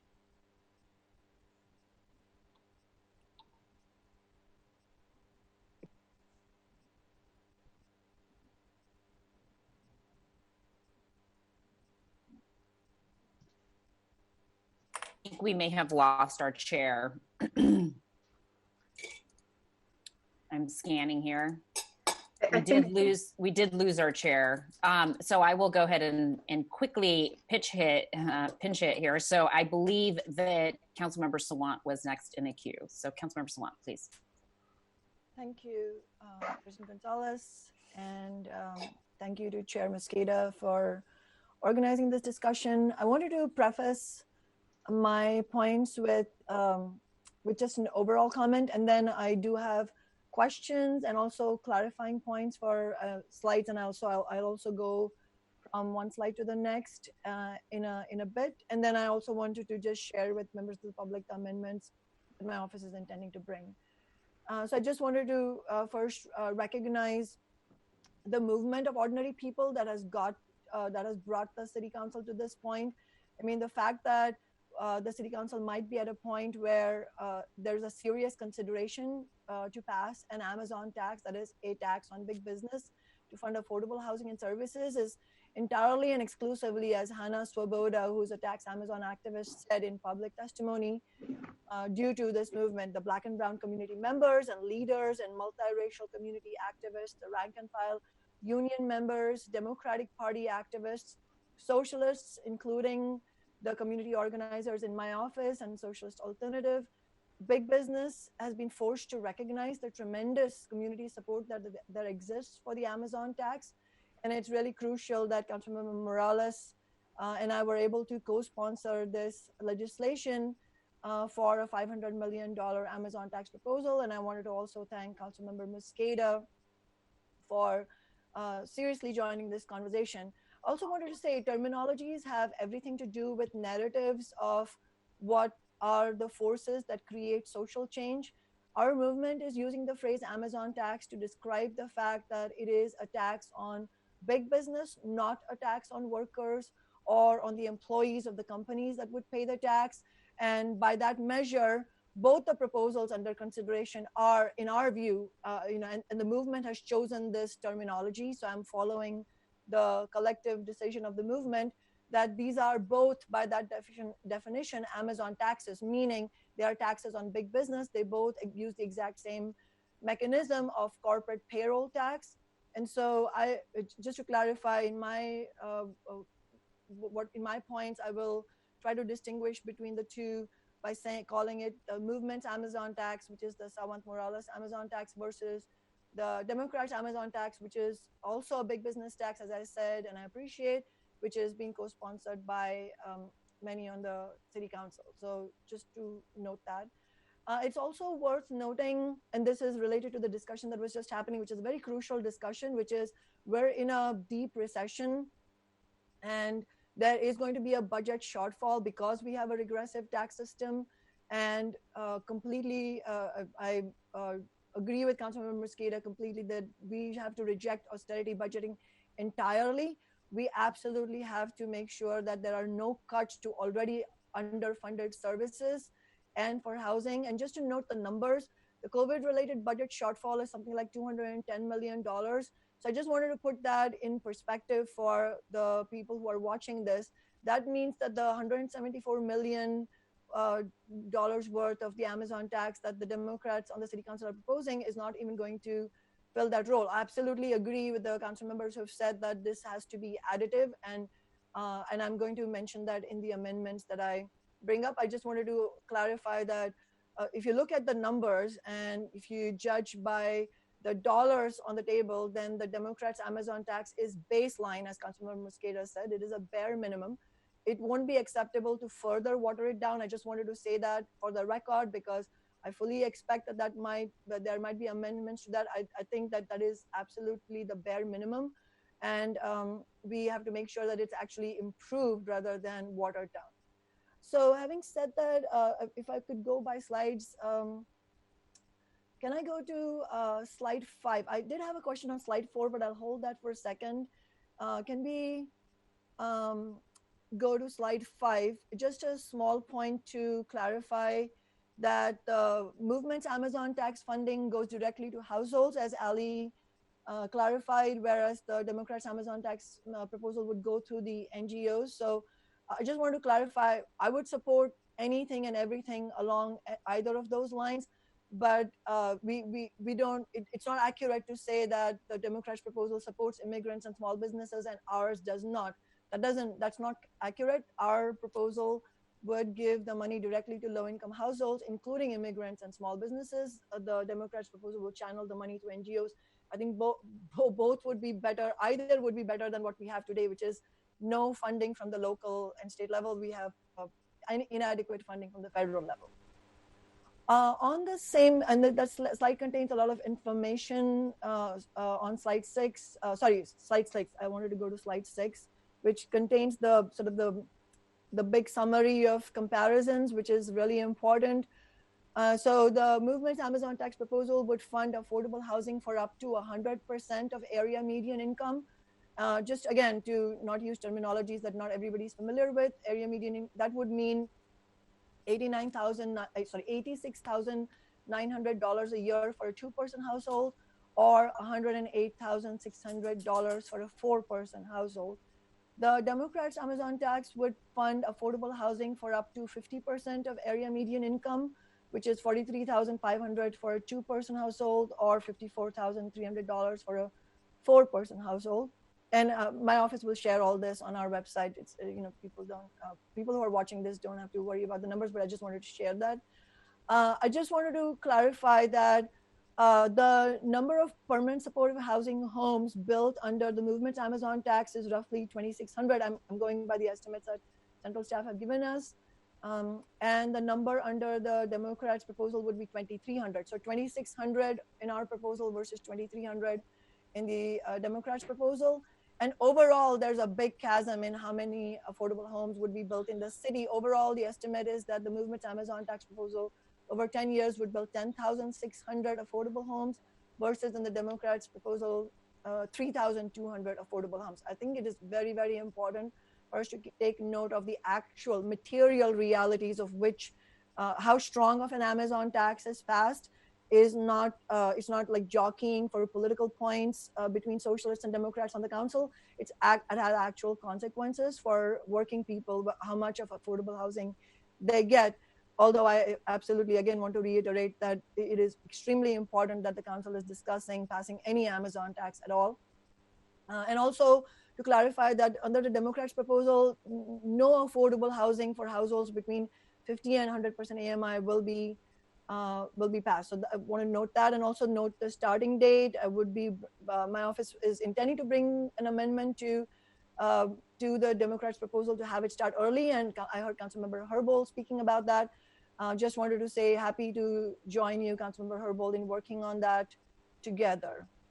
So now on slide 8, one clarifying question, and I just want to finish my points and then central staff can answer some of the points. Slide 8, I think the lowest cost estimate is based on what was called the third door proposal, as they said, to quote unquote streamline zoning and other regulations, potentially pay workers less or ignore priority local hire, but I'm not sure about that. So if there's any information that central staff have, or if they can get it for the next meeting, what are the specific efficiencies that are assumed to map out this scenario? Will it still honor prevailing wages, that is commercial rates? Will honor priority local hire, apprenticeship utilization, stuff like that. Those are things that we are automatically assuming in our movement's proposal that absolutely all of those things will be honored, especially given the deep racial inequality in our city. On the sunset clause, just one thing, if central staff can confirm, isn't it the case that the revenue under the movement's Amazon tax proposal, because it provides an ongoing revenue source, could be bonded out in the future to get even more dollars to build housing and to fund Green New Deal? And just on that note, I wanted to clarify that our Amazon tax proposal actually has real dollars for Green New Deal programs, which is completely absent from the Democrats' Amazon tax proposal. So that's one question, you know, because it provides an ongoing revenue source, couldn't it be bonded out in the future to get even more money? Whereas in the Democrats' proposal, is it accurate to say that it couldn't be bonded out because of the sunset? Maybe I'm wrong about that, but please clarify that. And then also under the Democrats' proposal, would the city pay for the permanent supportive housing units operational cost after 2030? Because if there's a tax sunset, there's no funding for it in the proposal, and that's not a minor question. I think it's probably close to 500 permanent jobs, ongoing building maintenance jobs, and so on. So it will have real consequences. So that's something that should be clarified. And then another question is, what is the current shortage of, again, all three questions are related to the sunset clause. What is the current shortage of affordable housing in Seattle? And under current projections, what would the affordable housing shortage be in 2030 if this sunset clause was to pass? And I just wanted to say, these are not neutral questions. A sunset clause is absolutely unacceptable. It's a poison pill that is the result of a strategy of not working with movements, but trying to build agreement with big business who are deeply hostile to any progressive measures. I mean, on the one hand, we have some businesses joining the Democrats' proposal. On the other hand, the Chamber of Commerce sends out a mass email yesterday saying, you need to sign up for public comment because we don't want taxes on big business. So, you know, they're playing both sides, and this, you know, they continually prove our point from the movement that they cannot be trusted. So I just wanted to say that. Just lastly, on the list of amendments that my office will be bringing forward, I think very likely in partnership with Councilmember Morales' office, although we haven't had specific discussions, and I welcome any other council member to join us on those amendments. So one is an amendment to use the tax method in our bill and increase the rate to 2% from 1.3% to bring in another $200 million to total revenue of $700 million to avert all city budget cuts. So just to clarify, this is an amendment that is something that is sort of building off the movement's Amazon tax proposal. So that would need to be adjusted if it's an amendment to the Democrats' proposal, which we have agreed to. But my point is that the amendment that we will be bringing forward to increase the tax rate, I think, has to take into consideration not only bringing up to what the movement's proposal is, but that plus the taking care of the the budget cuts that will come because of the recession-related austerity. I agree with all council members who said that it needs to be additive. We also will be bringing an amendment, as I said, to eliminate the sunset clause, which is a complete stop to big business. I mean, do we think that the housing crisis is going to magically disappear in 2030? And then, as I said, advance the effective start date of the tax to July 1st, 2020 or August 1st, 2020 if July is not possible. And as I said, happy to work with anybody on any of those amendments. I might have some comments later on, but I'll stop there. Thank you. Councilmember Sawant, thank you. We do have Council President Gonzalez in the queue, and there's a number of questions or comments. But for the questions for central staff, please feel free to answer those. I do want to have two pieces of clarification real quick, though. Number one, because Councilmember Morales also asked this question about direct cash assistance, I want to make sure to correct the record on dollars getting directly into individuals' hands. There is, in the Jumpstart proposal, direct cash assistance for immigrants and refugees. It does provide immediate financial assistance for families. Number two, as it relates to worker protections, obviously as the chair of labor in the past and coming from labor, worker protections are something that I've constantly pushed for, including into affordable housing efforts. I've been strong, unequivocal on this issue. And in the Jumpstart proposal, as you will see, explicit in the document itself is language regarding prevailing wage, apprenticeship utilizations, women and minority-owned business, contractors as well. We put intent language into the legislation as well, incorporated standards that are built off of the language that we really pushed for in the K site, being a pioneer and making sure that there was strong labor protections in the K site effort 2 years ago. We are replicating and learning from that effort. I'll have more to say on that about the way in which the Jumpstart legislation is consistent with the process set forth by labor standards and in collaboration with affordable housing efforts that we have worked on in the past and have embodied into this legislation. I just wanted to make sure that I corrected the record on those two pieces, and I'll have some more comments on that later. Central staff, if you have a response to any of the questions that Councilmember Councilmember Sawant put out, please do feel free to answer those, and then we'll move to Council President Gonzalez. I'm going to start with trying to answer a number of those questions that relate to the housing costs. So the low cost option that Ali described is in fact based on the Third Door Coalition's proposal. And theirs includes a number of different assumptions. One, that there can be some streamlining of the zoning and bidding process from reporting to the land all free. I'm so sorry. I don't know what's happening, but we might do what you did, what Tom did before, and have you put your computer on mute and call in. I'm gonna see if while you do that, if maybe Ali can chime in real quick as well. Great, thank you.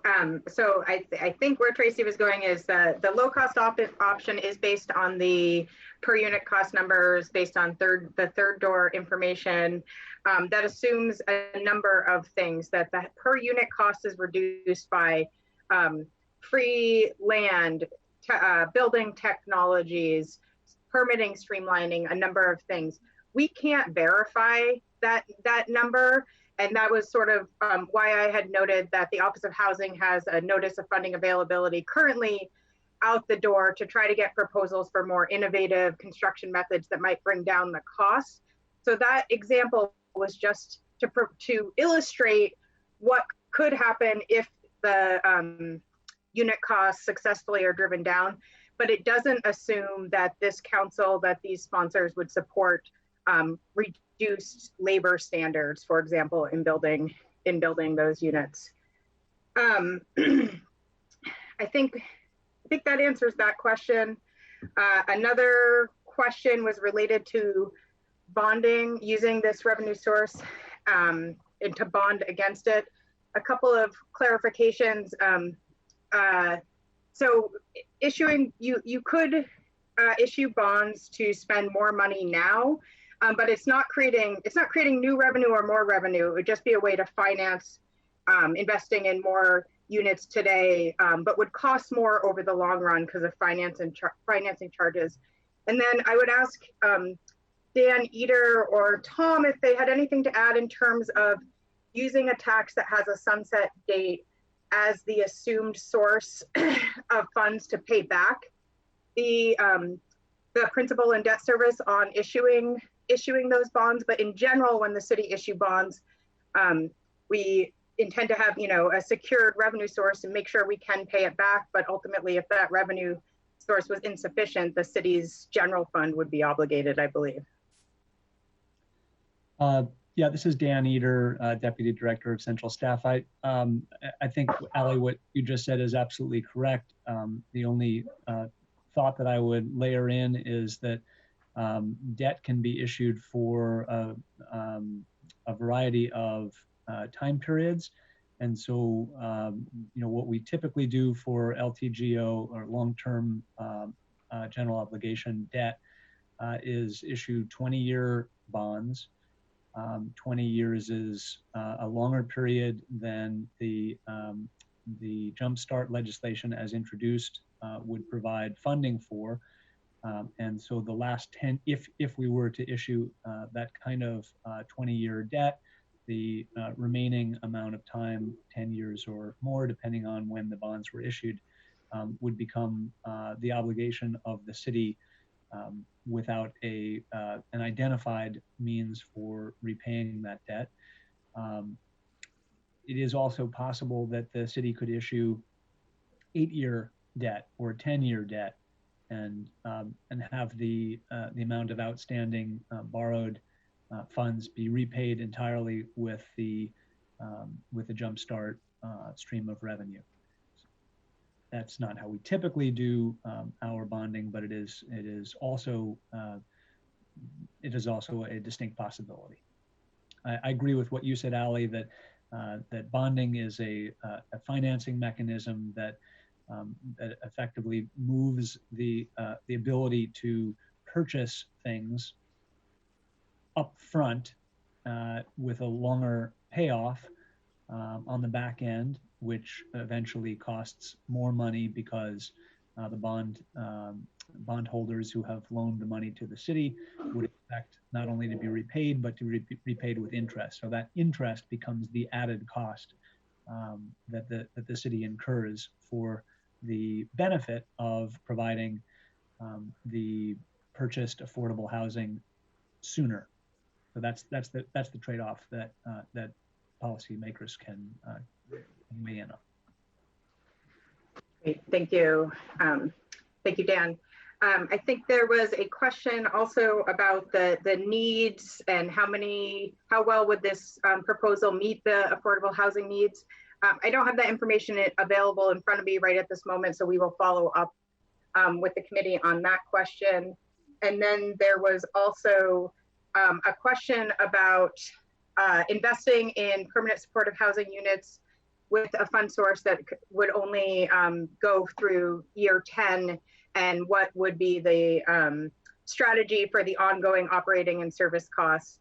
One of the scenarios, I believe it was scenario 4, provided an estimate that front-loaded 20 years of costs into the first 10 years. So the revenue proposed that would sunset would basically put in the bank the money to pay for the ongoing operating and service costs through year 20. And typically, I believe the Office of Housing does in their contracts for permanent supportive housing contract out for and provide a commitment to provide services for 20 years, and that is often renewed. But in any case, if any tax has a sunset date and or is future council decides to repeal a tax, an alternative source of funds would be needed to provide that ongoing operating and service costs.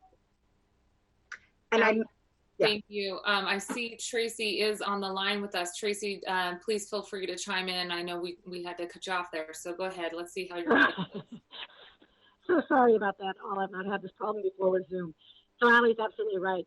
After year 10, you would have to find another source of funding. We actually have used housing levy to, in fact, provide funding both for new PSH service costs, but also for those renewals of housing that we have funded over the years. And so as it might just so happen, there will be another housing levy at about year 10.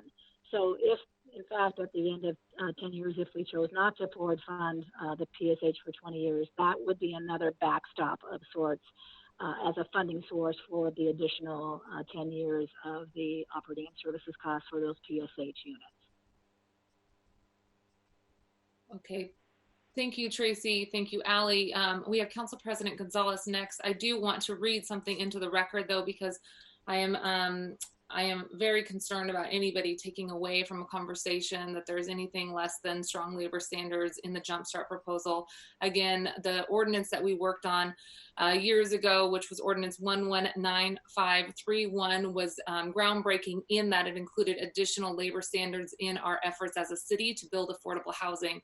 So I want to point to line 15, page 12 in the spend plan. It says, housing projects funded with this tax will be built consistent with the city's housing funding policies as adopted by Ordinance 119531 or as amended. These include, but not limited to, requirements and goals that advance labor equity outcomes, such as the payment of prevailing wages, apprenticeship utilization, and employment of women and minority-owned businesses. Imposing additional requirements include, but not limited to, preferred entry of apprenticeship programs, requirements of pre-apprenticeships, mentoring or other training programs, and utilization of workers from economically distressed areas. Will be considered for new construction projects on the results of evaluation. This is the ongoing evaluation we're doing at the Mercer site. So this is building on the work that we did at that Case site to incorporate strong labor protections. Just want to make sure folks know that that's in there, and it is not my intent, and I believe the council's intent, to constantly be looking at ways that we put into statute strong labor protections. That's true here in the spend plan for the Jumpstart legislation as well. Council President Gonzalez, thank you for waiting. Your turn. Thank you, Chair Mosqueda. I recognize that it's 11:56 a.m. and you committed to making this a little shorter today, so I will make this as quick as I can. A couple of things. One is there was a question by Councilmember Strauss around potentially changing the definition for small businesses that would be able to qualify for the OED aspects of the Jumpstart proposal as part of the COVID-19 relief fund. I just want to throw out a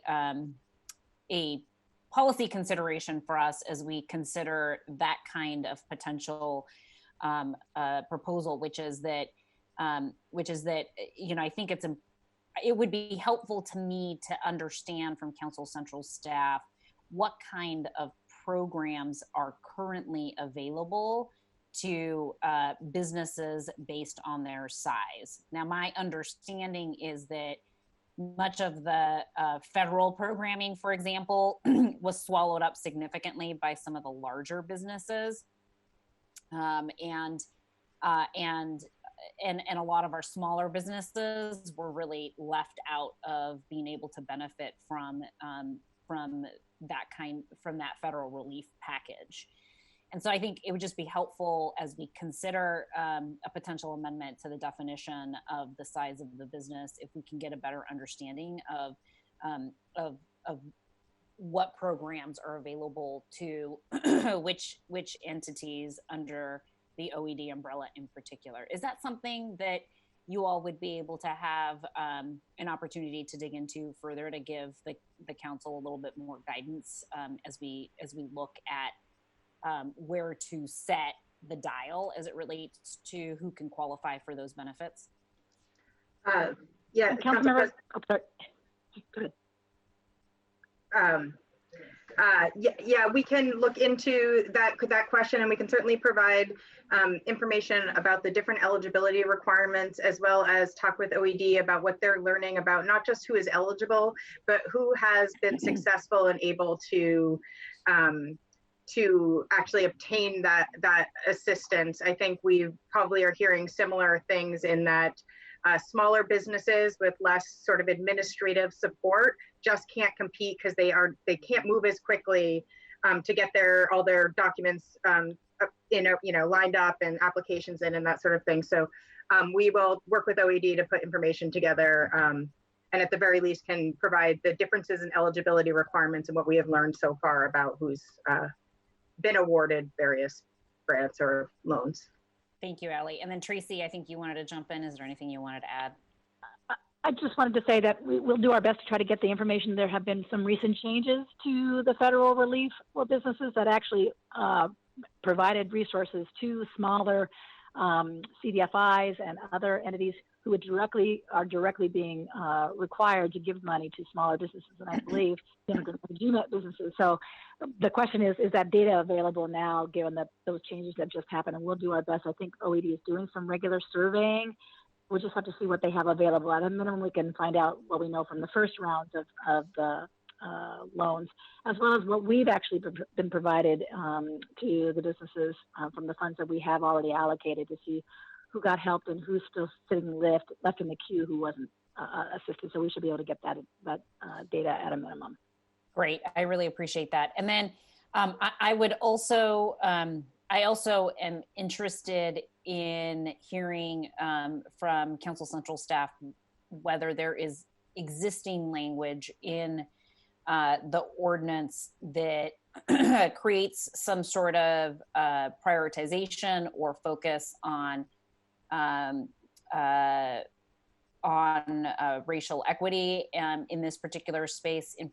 I'm particularly concerned about those businesses who don't have who don't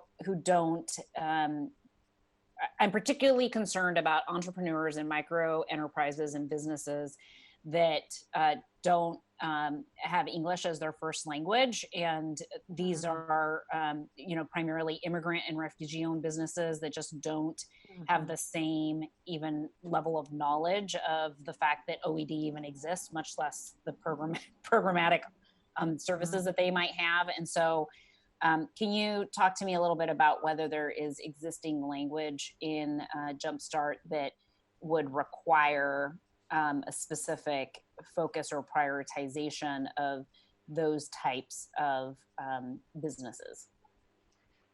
Sure, Council President. So the proposal for the small business assistance says specifically, and this is, I think, on page 10 of the bill for people who are following along, assistance should be prioritized for businesses who commit to not reducing wages and benefits provided prior to the COVID-19 emergency, and for businesses who have historically or recently been unable to access other forms of assistance through state or federal programs available to support businesses, including businesses owned by Black, Indigenous, and people of color, and businesses in the creative industry.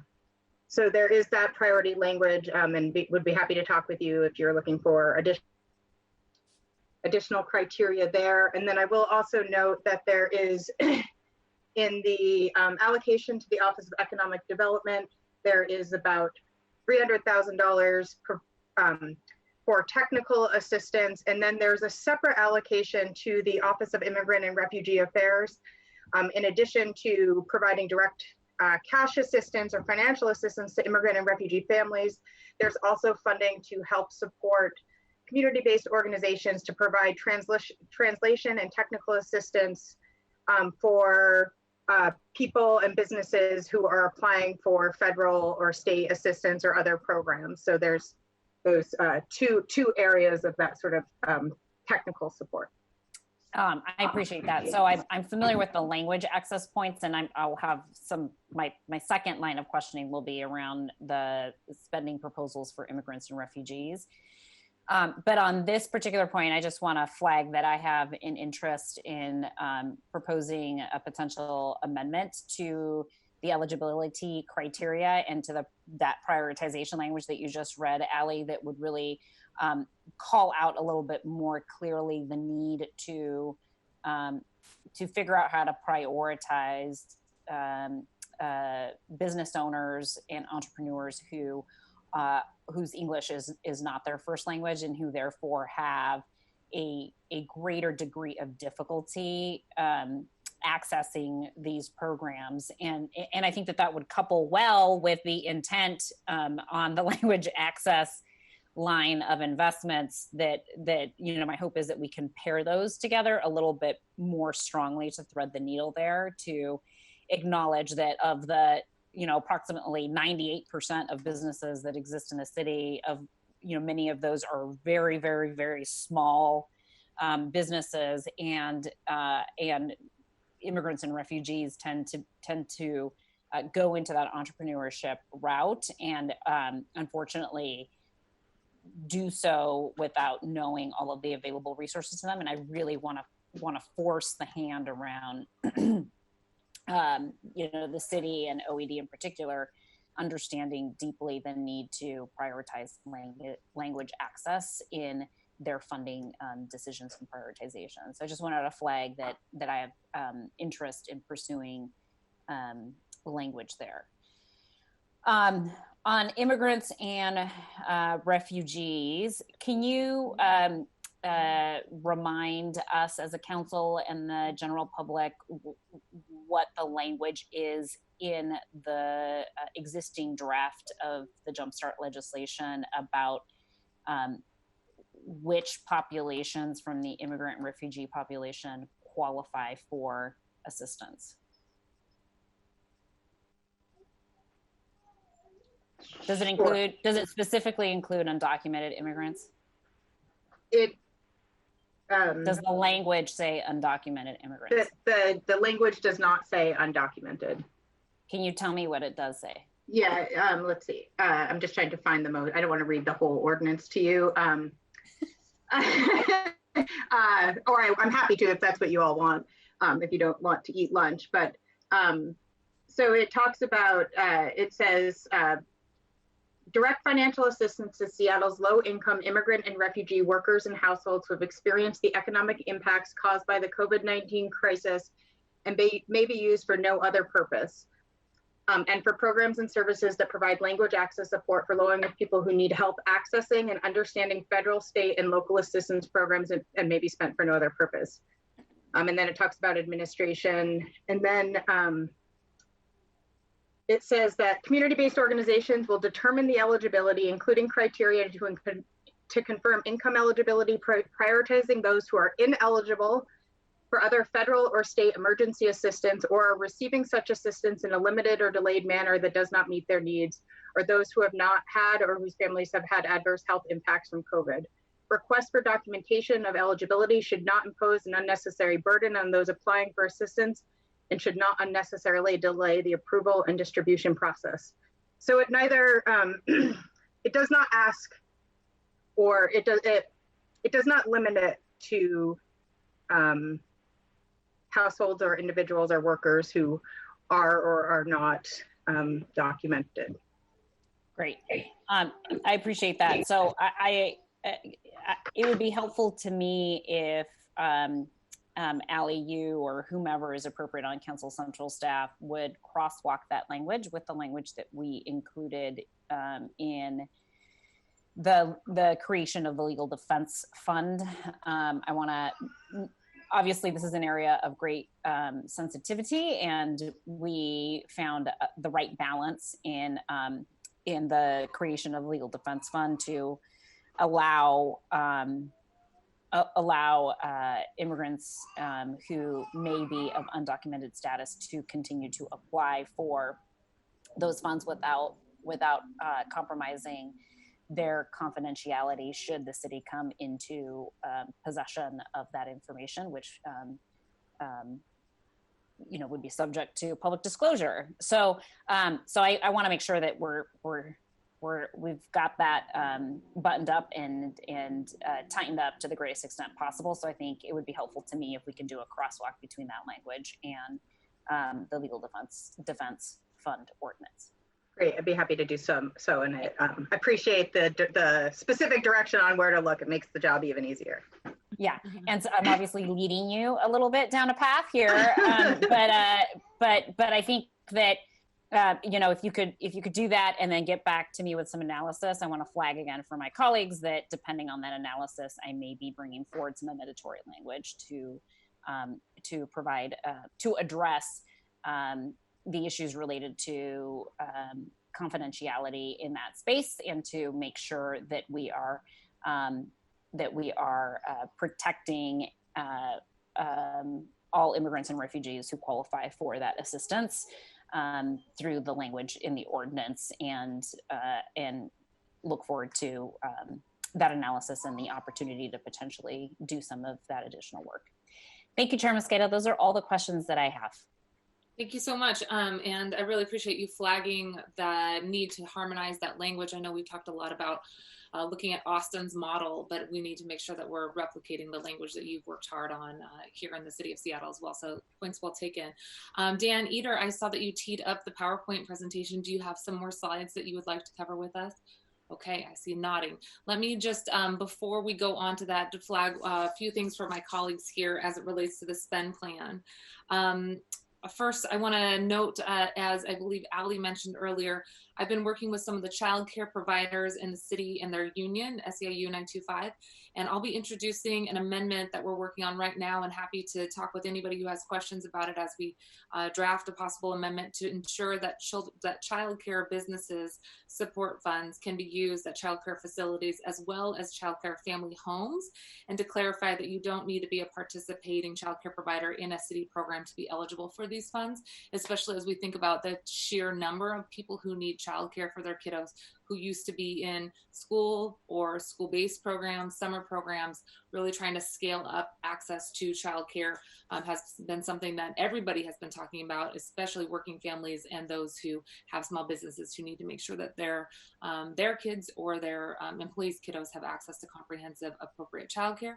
And we have trained, qualified folks who are providing home-based childcare who are excited about the opportunity to partner here. I also wanted to just note earlier, I believe, Allie or Tracy, you mentioned sort of the way in which this scenarios dovetail with other issues that are sort of outside of a spend plan proposal. I would be remiss if I didn't mention that we continue to have the opportunity to draw down the overall cost of building affordable housing by doubling down on our efforts to build on surplus land. This is legislation that I passed 2 years ago, but when we build affordable housing on surplus land, like the SDOT property that's adjacent to churches in the South End, and identify other opportunities for us to build housing, and that we continue to address the exclusionary zoning that limits us to where we can build affordable housing and multifamily structures, remembering that 75% of Seattle's land is currently locked into single family housing. We have, I think, an opportunity to keep pushing forward on building on surplus land, addressing current zoning issues so that we can free up more land in the city to build affordable housing, streamline permitting. This is something that we've been constantly working on, and I know that the chair of land use is interested in how we continue to streamline permitting as well, to reduce overall costs in the system and overhaul the design review process. So those complementary policies, I think, are something that we're not going to let off the gas on as we continue to push for affordable housing and to draw down the total dollar amount so that hopefully we can see even more housing built out of this. I'm really excited about the conversation that we had today, and I want to thank Councilmember Sawant, who was asking for this sort of comparison. I think it is important for us to know where the dollars are going, where we could potentially use some levers to scale up or down in terms of which AMI population we're talking about. Thank you for highlighting those efforts here. I want to reiterate that for households between 0 to 30% of the area median income, a staggering 75% of those folks at the lowest wages are rent burdened, with nearly 60% of them being extremely rent burdened. That means that they're spending more than half of their income on rent. So I think it's really important. Thank you for asking for this information so we can constantly be thinking about how we invest in more affordable housing. I saw one last comment here, and then we'll go on to the spend plan, and then we'll have some concluding comments from any of the council members. We are excited as well, I think, to highlight for folks on page 4 of the spend plan narrative that was sent around. We want to continue to work with all of our council colleagues as we scale up additional language and investments for infrastructure, Green New Deal priorities like infrastructure maintenance, retrofitting, energy efficiency upgrades to support affordable housing in this plan. We have built into the proposal building emissions compromising about 1/3 of overall carbon emissions. We want to recognize that and support efforts to create more energy efficient and greener buildings, such as the HDC's Exemplary Building Challenge for creating deep green building in affordable housing and permanent supportive housing. So this is something that is currently not dictated in terms of a source of funding for the city, and requiring that as a permanent source is going to be helpful in the future. Just wanted to make sure folks continue to think about ways that we can double down and invest in that effort. Dan and Tom, I'll turn it over to you. We have about 45 minutes left in our effort to make sure that people have at least an hour break for lunch, and look forward to hearing from you all and then closing comments from council colleagues. Thank you, Chair Mosqueda. For the record, I'm Tom Mikesa with your council central staff. I fortunately have a few slides. I have 3 in a similar parallel fashion to the spend plan.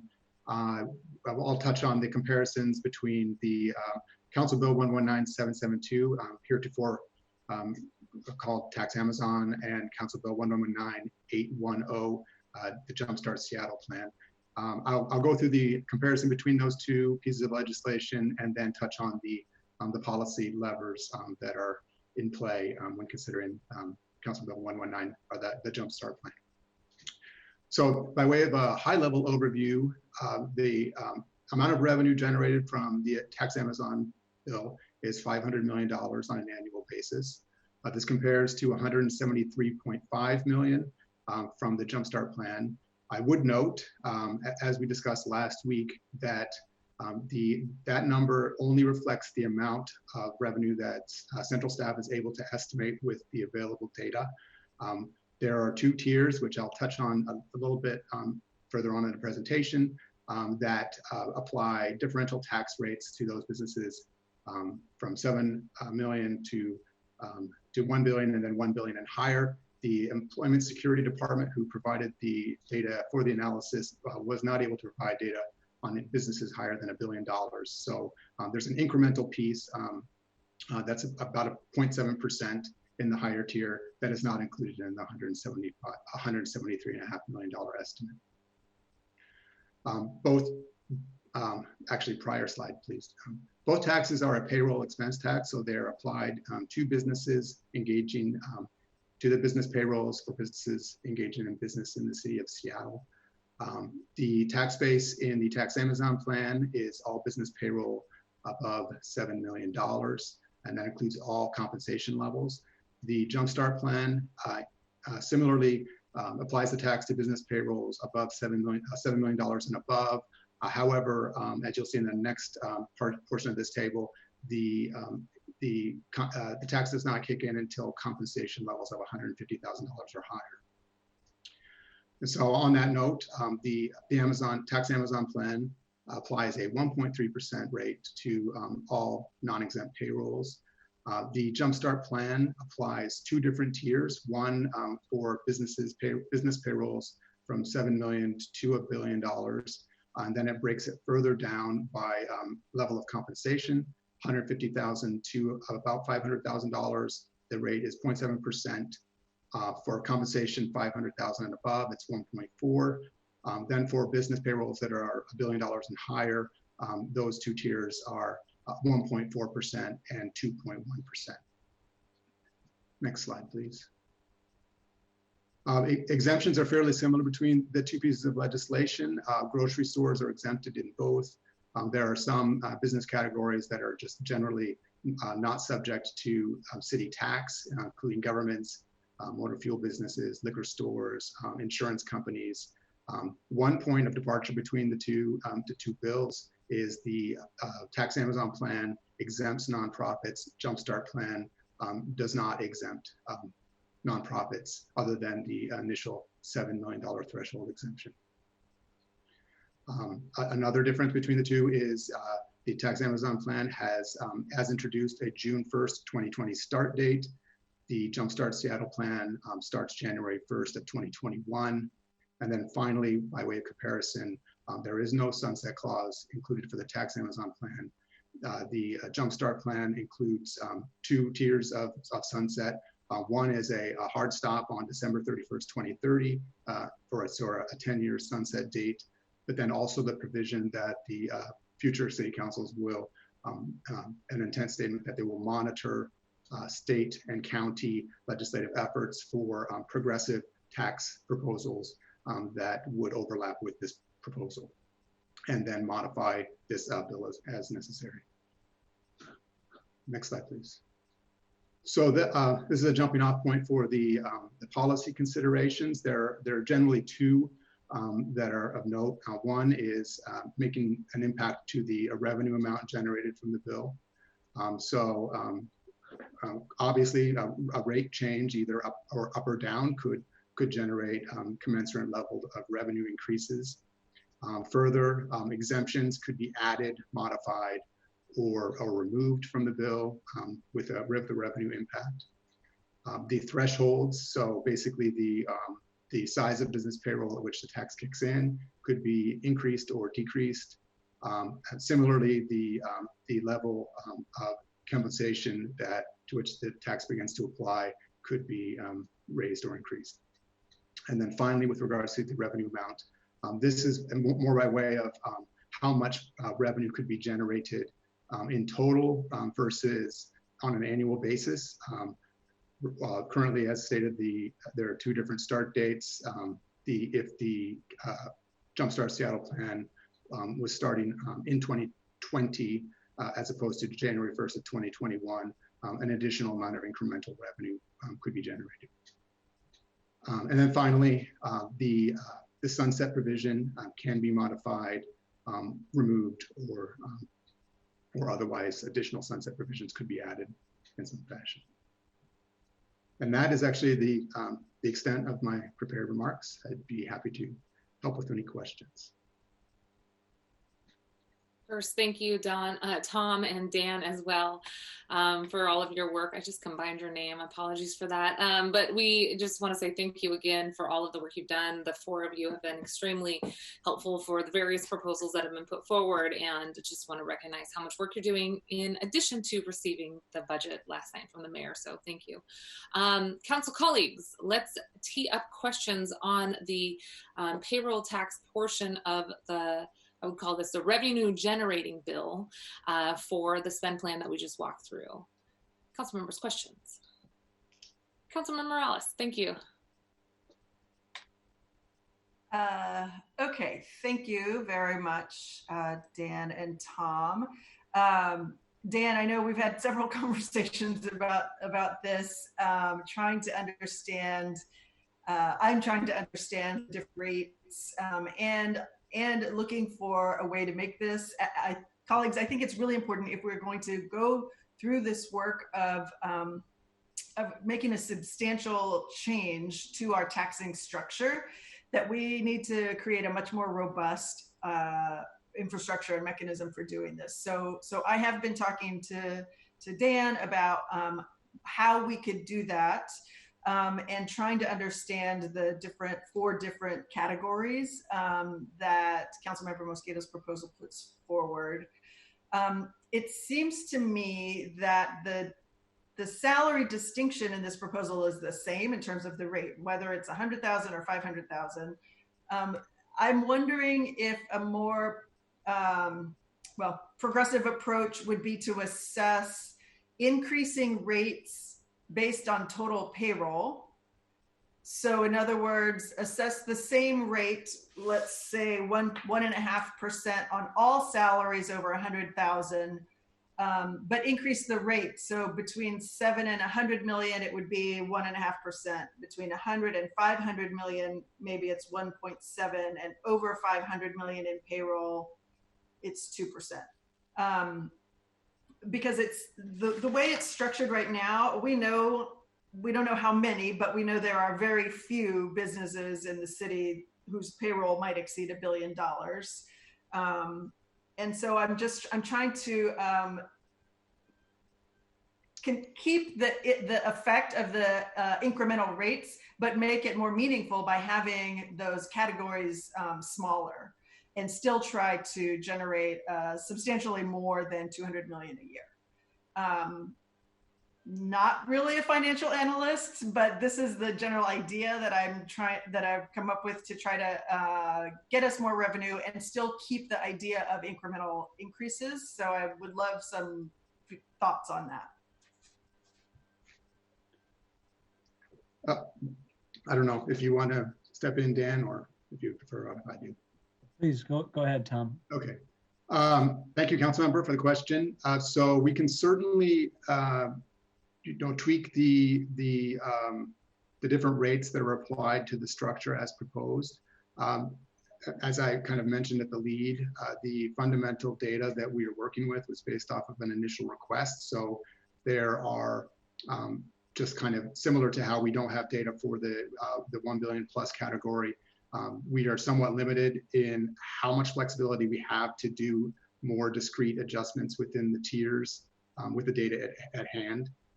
So we could certainly look into that and see what kind of flexibility there is with the data that we have, just understanding that there may be limitations to how much more detail could be applied. I think I would just layer in an additional thought that the data we have is from the state's Employment Security Department. They have given us information about all of the employers and the employees. What they have had to do is to essentially screen from the public's view, from our view and from your view, some of the information which would have provided, would have publicized private information about individual employers. So we are not allowed to know the sensitive information. So we have aggregate information that can't be attributed to any individual employer or any individual employees. What Tom is describing is limitations on how finely we can slice the aggregate data before we begin to tread into this land of being too specific about too few a number of businesses, so that a reasonable person might be able to infer which businesses we're talking about. And that is the limitation that Tom was referring to, that makes it challenging for us to be able to estimate with any kind of precision the amount of annual revenue which would flow from the kind of more fine-tuned rate structure, Councilmember Morales, that I believe you were proposing or offering as a possible suggestion. Councilmember Morales, before you do a quick follow-up, if you have any questions, I think Council President Gonzalez has a question for the central staff based on that response as well. And then we'll go to Councilmember Swan.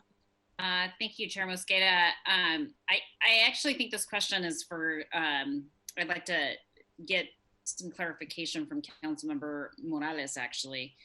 I wasn't quite following what you were proposing in terms of the rate. So are you proposing an increased percentage on a sort of flat rate basis of, anything above 150,000 would be subject to a 1.3 or 1.4, whatever the percentage be tax, just a flat rate? Is that what you were proposing, or are you proposing modifying the current percentages that are listed and proposed as part of the taxation rate? So keeping the brackets the same, but moving the dials up within those tiers. Well, I think I'm proposing both, right? So to me, when I look at this slide, and we're looking at payroll between, for corporations whose payroll is between 7 million and 999 million, that seems like a huge category. And so it seems to me that if we have one rate, a slightly higher rate, I'm saying 1.5%, for say 7 million to 100 million, and then a slightly higher rate for between 100 million and 500 million, that still gets at the progressive nature of trying to tax higher payroll, incrementally higher taxation, without having quite so many categories, I guess is really what I'm trying to figure out. Is there a way to simplify this and have, only 3 rates over different categories rather than 4 rates over 4 categories? But the bottom line is I'm trying to find a simpler way to increase the revenue that we're generating here. I appreciate that clarification. And I suppose that if we're looking for a simpler way to do it, it might be just as easy to leave the categories the way that the tiers the way that they are, and just simply increase the current proposed percentage of taxation based on those existing tiers, to see how much more we could generate in revenue. Obviously, I think the issues that Council Central staff have identified around assumptions and data that we're relying on from ESD play a role into the level of confidence that they're going to have in those forecasted models. But I think that issue exists, whether we leave the model as it is now and move these dials as they exist, or whether we look at models under your suggested revision. So just wanted to flag that I think there's still also a possibility to just work within the tiers as they exist and look at moving the existing proposed taxation rates there to see what the model would produce. Yeah.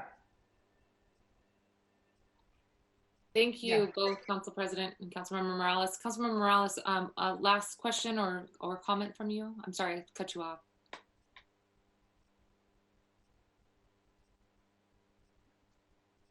I see you saying no. That was all my questions. Thank you. Okay, no problem. And I have Councilmember Sawant in the queue. If there's other council members, please do raise your hand. Councilmember Sawant, thank you. Thank you, Councilmember Mosqueda. It's on the point that Tom was going over and also what Councilmember Morales raised. As I said in the previous set of slides, that not surprisingly, I would support any and every effort to increase the revenues raised by the baseline proposal that's under consideration right now. And as I said earlier, I'm already planning to bring in an amendment to increase the tax rate. But I have also been planning to bring an amendment to have the tax apply to all sections of the corporate payroll of a company that is eligible. And whether a company is eligible or not is not decided on how much they pay their employees, but how much payroll there is overall. I'm really positively interested that there is an actual discussion of increasing the tax rate. I hope that council members are serious about this, and I really look forward to increasing the amount of revenues raised one way or another, because ultimately I think that's what this is about. It's about can we have the political will on the council to raise enough revenue to both build the kind of housing that we need, but also and on the scale that we need. And I agree with all the points that Councilmember Mosqueda made about making sure that we have zoning codes that facilitate that throughout the city, and also making sure that we make absolutely maximum use of city-owned surplus land. All of that is important, but at the end of the day, it is going to be limited by how much revenues we raise for building the affordable housing at the scale that we need. So we need a commitment on that. And in addition to that, as all council members have said, to close all the budget gaps that are unfortunately going to be, they're going to be gaping holes because of the recession. So ultimately, it comes down to the amount of revenue we raise. And regardless of how you slice it, we're talking about two extremely progressive proposals, because they are both based on the same mechanism, which is taxing corporate payroll. And just I wanted to speak as an economist for a moment. I'm very worried that all of this discussion is starting to, it could conflate on the reality that they are both the exact same mechanism, which is a tax on corporate payroll. And I would really urge all council members to reiterate this point. I mean, regardless of which proposal you support, please let's not unintentionally have sort of misleading points, which I've seen before, not today. And I hope we go forward in a positive direction in explaining to members of the public that they are both taxes on corporate payroll, regardless of which section of the payroll you tax. The tax does not fall on the workers or on the employees. They fall on the business, meaning if the corporation is eligible to pay taxes or required to pay taxes because of the 7 million threshold, then that means that the owners and the major shareholders of that corporation will pay, not the employees of the corporation. And regardless of which tax rate is applied to which salary of the employees don't pay the tax. It's the corporation that pay the tax. And we need to make sure that we reiterate what economists have said. Economists have debunked the idea that the Chamber of Commerce has come up with in 2018. They're still recycling that same old idea, false idea that it's a tax on jobs. I think it's really positive that we are all unitedly talking about a big business tax proposal of some shape or form. but I just wanted to clarify that regardless of what tax rate is applied to what section of the payroll, this is not a tax on the workers, it's a tax on the corporation. And so there are different avenues to increase the revenue, and I would support any and every avenue to increase the taxes. And as I said, I'll be working on amendments, so I welcome any of your offices to work with my staff on that. Thank you. Thank you, Councilmember Sawant. Thank you also for offering that clarification. I really think that's important. There was a comment made earlier that said something like, anything less than the Sawant-Morales proposal is progressive, and I appreciate that you clarifying, both for the viewing public. This is a tremendously progressive conversation. Both proposals are progressive, and as we continue to talk about drawing those dollar amounts up, I think that that's what the commenter was trying to get at. We want to see those dollar amounts increase, and so that I can understand from a policy perspective, the angle there. But just to clarify for the record, I think your comments were extremely helpful. So thank you for saying that. This is a very exciting time, and we also should note, as you've talked about before, this has been momentum that has been building. Folks in the community have been calling for fixing the tax code. Obviously, this alone in Seattle would not fix our regressive tax system, given the regressive nature of taxes in the state as a whole and in our city. That will continue until completely reformed. But the building and the call for action has been happening for years, and it's really exciting to hear the conversation today. I agree with your comments that you just mentioned, and I'm really optimistic that we're going to be passing progressive payroll tax here in the city of Seattle in the very near future. Any additional comments? That's how you come off of. Councilmember Mosqueda, just to add to what you and I were both saying, just to clarify that the corollary point drawn from what I was saying about economists having debunked the idea this is a tax on jobs or on workers, flowing from that, it implies that regardless of which section of the payroll you tax, it is still a progressive tax, and neither of these taxes are regressive. And I would really hope all council members reiterate the point that these are both extremely progressive tax proposals, and this would be historic because they are both taxing big business, not the workers, and neither of them is regressive. Excellent, thank you. I agree. Council President, I saw you come off of video too. Council President Gonzalez. Thank you. I just want to echo Councilmember Sawant's sentiments around the progressive nature of both of these proposals. And I think that it is important for us as council members who are supportive of progressive revenue streams to really push back on this narrative that this is somehow a tax on jobs. That, as Councilmember Sawant has stated, implies that somehow this is going to come out of the paychecks of working people in these corporations, and that is just simply not true. And I appreciate Councilmember Sawant's call to all of us to be extremely direct about that, and to really create a strong legislative record here, and a record in the public as we are engaging with our constituents, that this is a tax that will be paid by large corporations from their bank accounts and not from the bank accounts of working class people. If we were proposing something that pushed this kind of tax to working class people, I can assure you that we would not be proposing either of these plans. And so I think it's really important to me to accept Councilmember Sawant's call and again say this is absolutely a tax that is intended to be paid by, and that will be paid by, large corporations and not by the people that they employ. I also want to take the opportunity to acknowledge that this is not a novel taxation mechanism. We have lots of payroll taxes that exist in the state of Washington. What is novel about this is that we are requiring that it be paid by corporations as opposed to a deduction from payroll checks, to further add to the progressive nature of both of these proposals.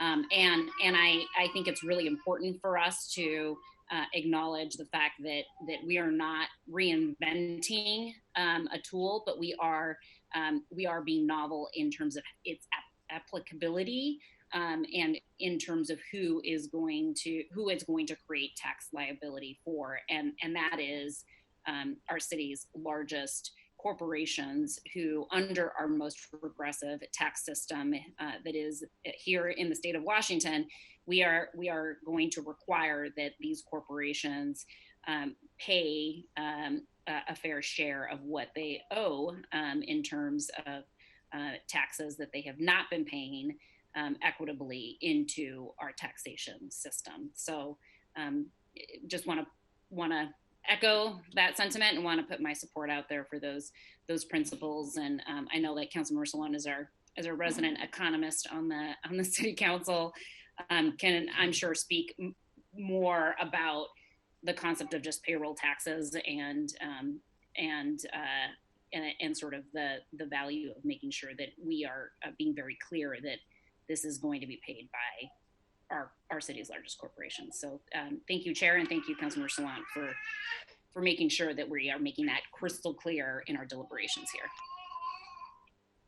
Thank you so very much, both Councilmember Swan and Council President Gonzalez, for making that clear. And on behalf of the council and our deliberations here, I hope that leaves no question as to the nature of this tax and the progressive approach that our council is taking to try to right size our revenue to address the crisis that is here. Council Member Peterson, I see your hand raised. Welcome. Thank you for your comments. Please go ahead. Thank you, Chair Mosqueda, and thanks everybody for their hard work on these proposals. I wanted to signal my interest in potentially an exemption for nonprofits. I know we've been talking a lot about the large corporations, and the previous bill had that exemption. So just want to signal my interest in exempting nonprofits, and don't know if there would be an interest also in exempting healthcare providers, at least during the first couple of years of this, because they are treating patients with COVID, they're testing for COVID. So that's another idea. Wanted to, I guess are we through talking about the spending plan? Okay. But you're welcome to make comments on that too, Councilman Peterson. Sure. To the extent that the spending plan years 2022 and beyond create new programs, I will probably be interested in seeing some sort of language where we're having the city report back to us on the outcomes of those new programs, and just so there's a chance to make adjustments along the way. It doesn't have to be a full-blown evaluation, but something where we're what are the outcomes we're trying to achieve and tracking against those outcomes, and then so that we can do course corrections here. I know this is not a popular idea among this group, but I am interested in actually a shorter sunset. The rationale being that if there was something like a 4-year, 5-year sunset, that would then enable a city council, 4 years from now to make adjustments at that time, whereas the 10 years will potentially tie the hands of future councils, and so that's just one thought. But I've heard other folks say that they don't want a sunset, so I'm just sort of throwing that out there as an idea, which doesn't sound like it'll be very popular with my colleagues, but just wanted to put that out there. And I might have some other ideas along the way. I just got through the legislation this past weekend and then was curious to see what Mayor Durkin was going to be doing for the rebalancing. So I'm almost finished and will be able to meet your deadline for Friday if I have any formal amendments. Councilmember Peterson, I appreciate you flagging that. And I think that it might be helpful if central staff, you have comments about the oversight or reporting back, if you could remind us about what's there. I'm also a little foggy on that piece at the moment, just given how many things we have on this council's agenda. That might be helpful. Councilmember Peterson, I appreciate you flagging the nonprofits, and I know Councilmember Swan's hand went up. I'm not sure if you wanted to talk about that piece. And okay, please go ahead, Councilmember Swan. And then I'm sorry, Council Central Staff, we'll turn it over to you after that. I mainly wanted to comment on the question of the sunset clause that was raised by Councilmember Peterson, and I of course completely disagree with Councilmember Peterson, but I do appreciate that finally we do have council members who have not spoken at all about the the big business taxes, progressive taxes that we're considering, starting to speak up. And I think that's important because we do, as Councilmember Mosqueda, you have stated yourself that as chair of this committee, that we have an interest in addressing the crisis in our city as soon as possible. So we don't intend to sit on this forever. We want to vote a strong proposal out of this committee and out of the council as soon as possible. And so to that end, it is important that council members are honest where they stand. I just wanted to also honestly disagree with the proposal that was made. I mean, the sunset clause implies that whenever it sunsets, it will force the ordinary people at that time to have to wage a renewed fight for something that should be the norm in our society. At the very least, progressive taxes should be the norm in our society, not an exception for a short period of time because thousands of people fought really, really hard. I mean, building movements is hard work. And the best way for this council to honor the people who have fought for this so far is to make sure that we don't have a sunset clause at all, least of all, making that sunset come sooner rather than later. And I will just say, what needs a sunset in our city is the horrifically regressive tax system, which has had just such historically detrimental impacts on working class people and especially our communities of color. What needs a sunset is the racist gentrification in our society. What needs a sunset is the affordable housing and homelessness crisis. There should be no sunset on progressive taxes, and this is one of the first attempts that is hopefully going to succeed. But we've had too long of a time in our city and state with regressive taxation, and that needs a sunset, absolutely.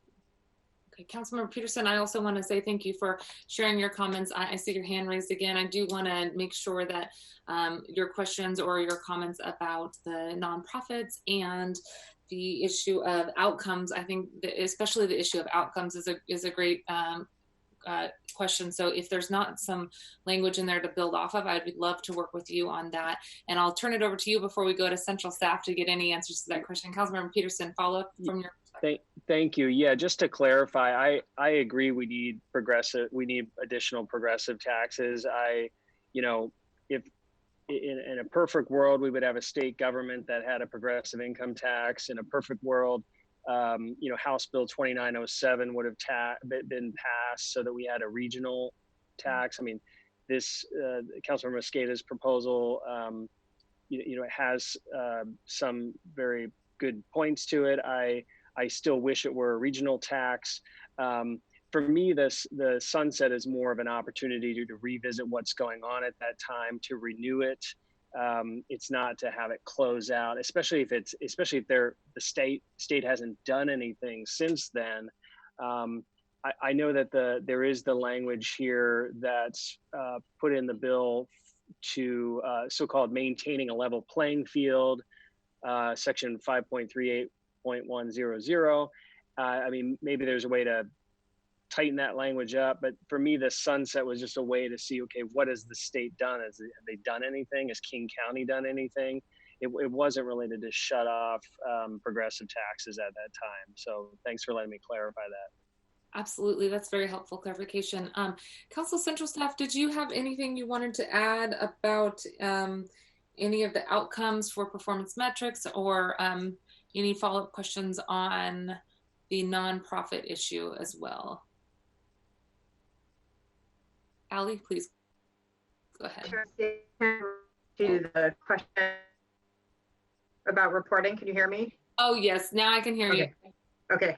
I will just note that the spending plan proposal for the Jumpstart Seattle plan that establishes the payroll tax oversight committee notes that the purpose of that oversight committee is to provide oversight on the services and programs supported by the payroll tax and the impacts of this tax on the number of jobs and businesses in the city and other data that directly reports to measuring the impacts of this tax on the city's economy.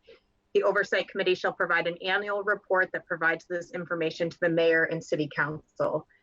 Generally speaking, the intent is that there also has to create an implementation plan that might get into more details about what those metrics actually are. But I would be happy to talk with you, Councilmember Peterson and Councilmember Mosqueda and others, if you want more specificity in this proposal to provide guidance as they develop the implementation plan and stand up an oversight board or committee, excuse me. Councilmember Peterson, any follow-up from you? Just that, thank you, Allie, for that.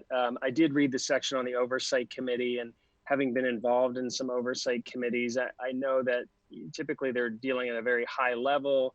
Information's being presented to them, and whereas what I'm saying is, if there are individual programs that are created, they should bake in there some mechanism to say, okay, this is a new program. What are the outcomes we're trying to achieve to benefit people, and are we tracking them so that they can then report to the Oversight Committee and have that data ready, rather than the Oversight Committee coming in later and saying, did you track this data? Did you ask these questions? And it's too late by the time the program's up and running. So it's just a nuance there on how program specific to be on the evaluation stuff. Great. That's great. Thank you so much, Councilmember Peterson. Looking forward to hearing more about that idea as Central staff works on that with you. I believe I saw Council President Gonzalez's hand if you had a comment, and then I saw Council Member Sawant's hand as well. Anything from you, Councilmember Gonzalez? Okay, see, no. Councilmember Sawant, any last comments here? I just want to flag for folks, I don't see any other hands. So we're getting to the closing comment period as we have 8 minutes left in this section of our agenda for this morning. Okay, I don't see any other videos coming online. So Councilmember Sawant, coming back to you for some closing comments as well. Yes, I just wanted to say, I think it would be truly historic if this council passed a strong Amazon tax very soon, hopefully this month, and I would be really excited to help make that happen. And congratulations to the people who have fought this far, but we cannot relent, of course. So I really want to urge everybody who has fought for this to continue fighting, because we know the Chamber of Commerce is still mobilizing against it, and we saw what they did in 2018. So it's extremely important that we keep organizing. I wanted to invite everybody to our People's Budget Town Hall, which is happening online tomorrow, not at Cal Anderson, but online at 6 p.m. tomorrow. So please join us. And just really quickly, I will say that we need to, the only amendments that I believe should pass to the baseline legislation that is under consideration is to strengthen the amount of revenue that can be raised through taxing big business, and to remove the sunset clause. And I'll just note to clarify that city councils at any given time, any city council has the right to terminate taxes in future years. We don't need a sunset legislation to give them that authority. They have that authority by being the highest legislative body of the council. And if we're going to have any clause, why don't we have a sunrise clause that would double the progressive tax in 4 years if the crisis has not been made a dent in? Or how about having this tax sunset when the taxes on working people like sales taxes are lifted? I'm just saying that there are various options that we can consider for sunrise or sunset, but the one that is in the legislation I think needs to be removed and certainly shouldn't be shortened. Thank you. Okay, any other closing comments from folks? I will say thank you to our central staff who I see are still on the line. Thank you for walking us through this. Before we close, any other questions that central staff have for us? Okay, I'm not seeing any of the team put their video on. Any questions, Allie? No? Okay, no questions from Tom? Okay, great. So colleagues, we've heard a number of issues that I think folks will continue to look into. Appreciate all of you flagging those issues, and I think that there's a handful that really perked my interest. So I'll be following up with some of you as individual council members to hear a little bit more. I know that central staff is going to be providing for us any amendments that they can based on your feedback today. And if you have other ideas and want to provide additional clarification, again, according to the calendar that we sent around, amendments are due at 10 a.m. on Friday. So thank you for your proactive conversation today to identify these issues. I think there's a lot of commonality, a lot of interest in making sure that we address the crisis that is COVID, and also that we invest heavily in the out years in small businesses and in housing supports and true economic revitalization and development, equitable development. So today was a very productive conversation. I want to thank you and really signal my support for all of you as you think about possible strategies for our deliberation next week. I also want to thank our central staff in each of your offices. I know you have a lot on your plate right now, and you've been heavily engaged with our office and central staff, so thank you for carving out time to provide feedback on this legislation. We are really looking forward to the robust discussion about amendments, so please do send those in on Friday by 10 a.m. And thanks again to our central staff. The next next conversation that we have is a possible vote on amendments and possible vote on the underlying bill with those amendments for next Wednesday. I look forward to talking to you this afternoon. Our committee discussion continues this evening. Okay, not this evening, this afternoon at 2 p.m., where we will get an overview of the mayor's proposed budget, and we will start with getting follow-up questions from the first iteration of our SPD inquest into their budget process. That again starts at 2 p.m. today, so we are going to pause this committee. This concludes our session 1 of the budget committee discussions, and if there's no objection, the committee will be in recess until 2 p.m. Okay, enjoy your lunch, everyone. Thank you for all of your work. Thank you. Thank you.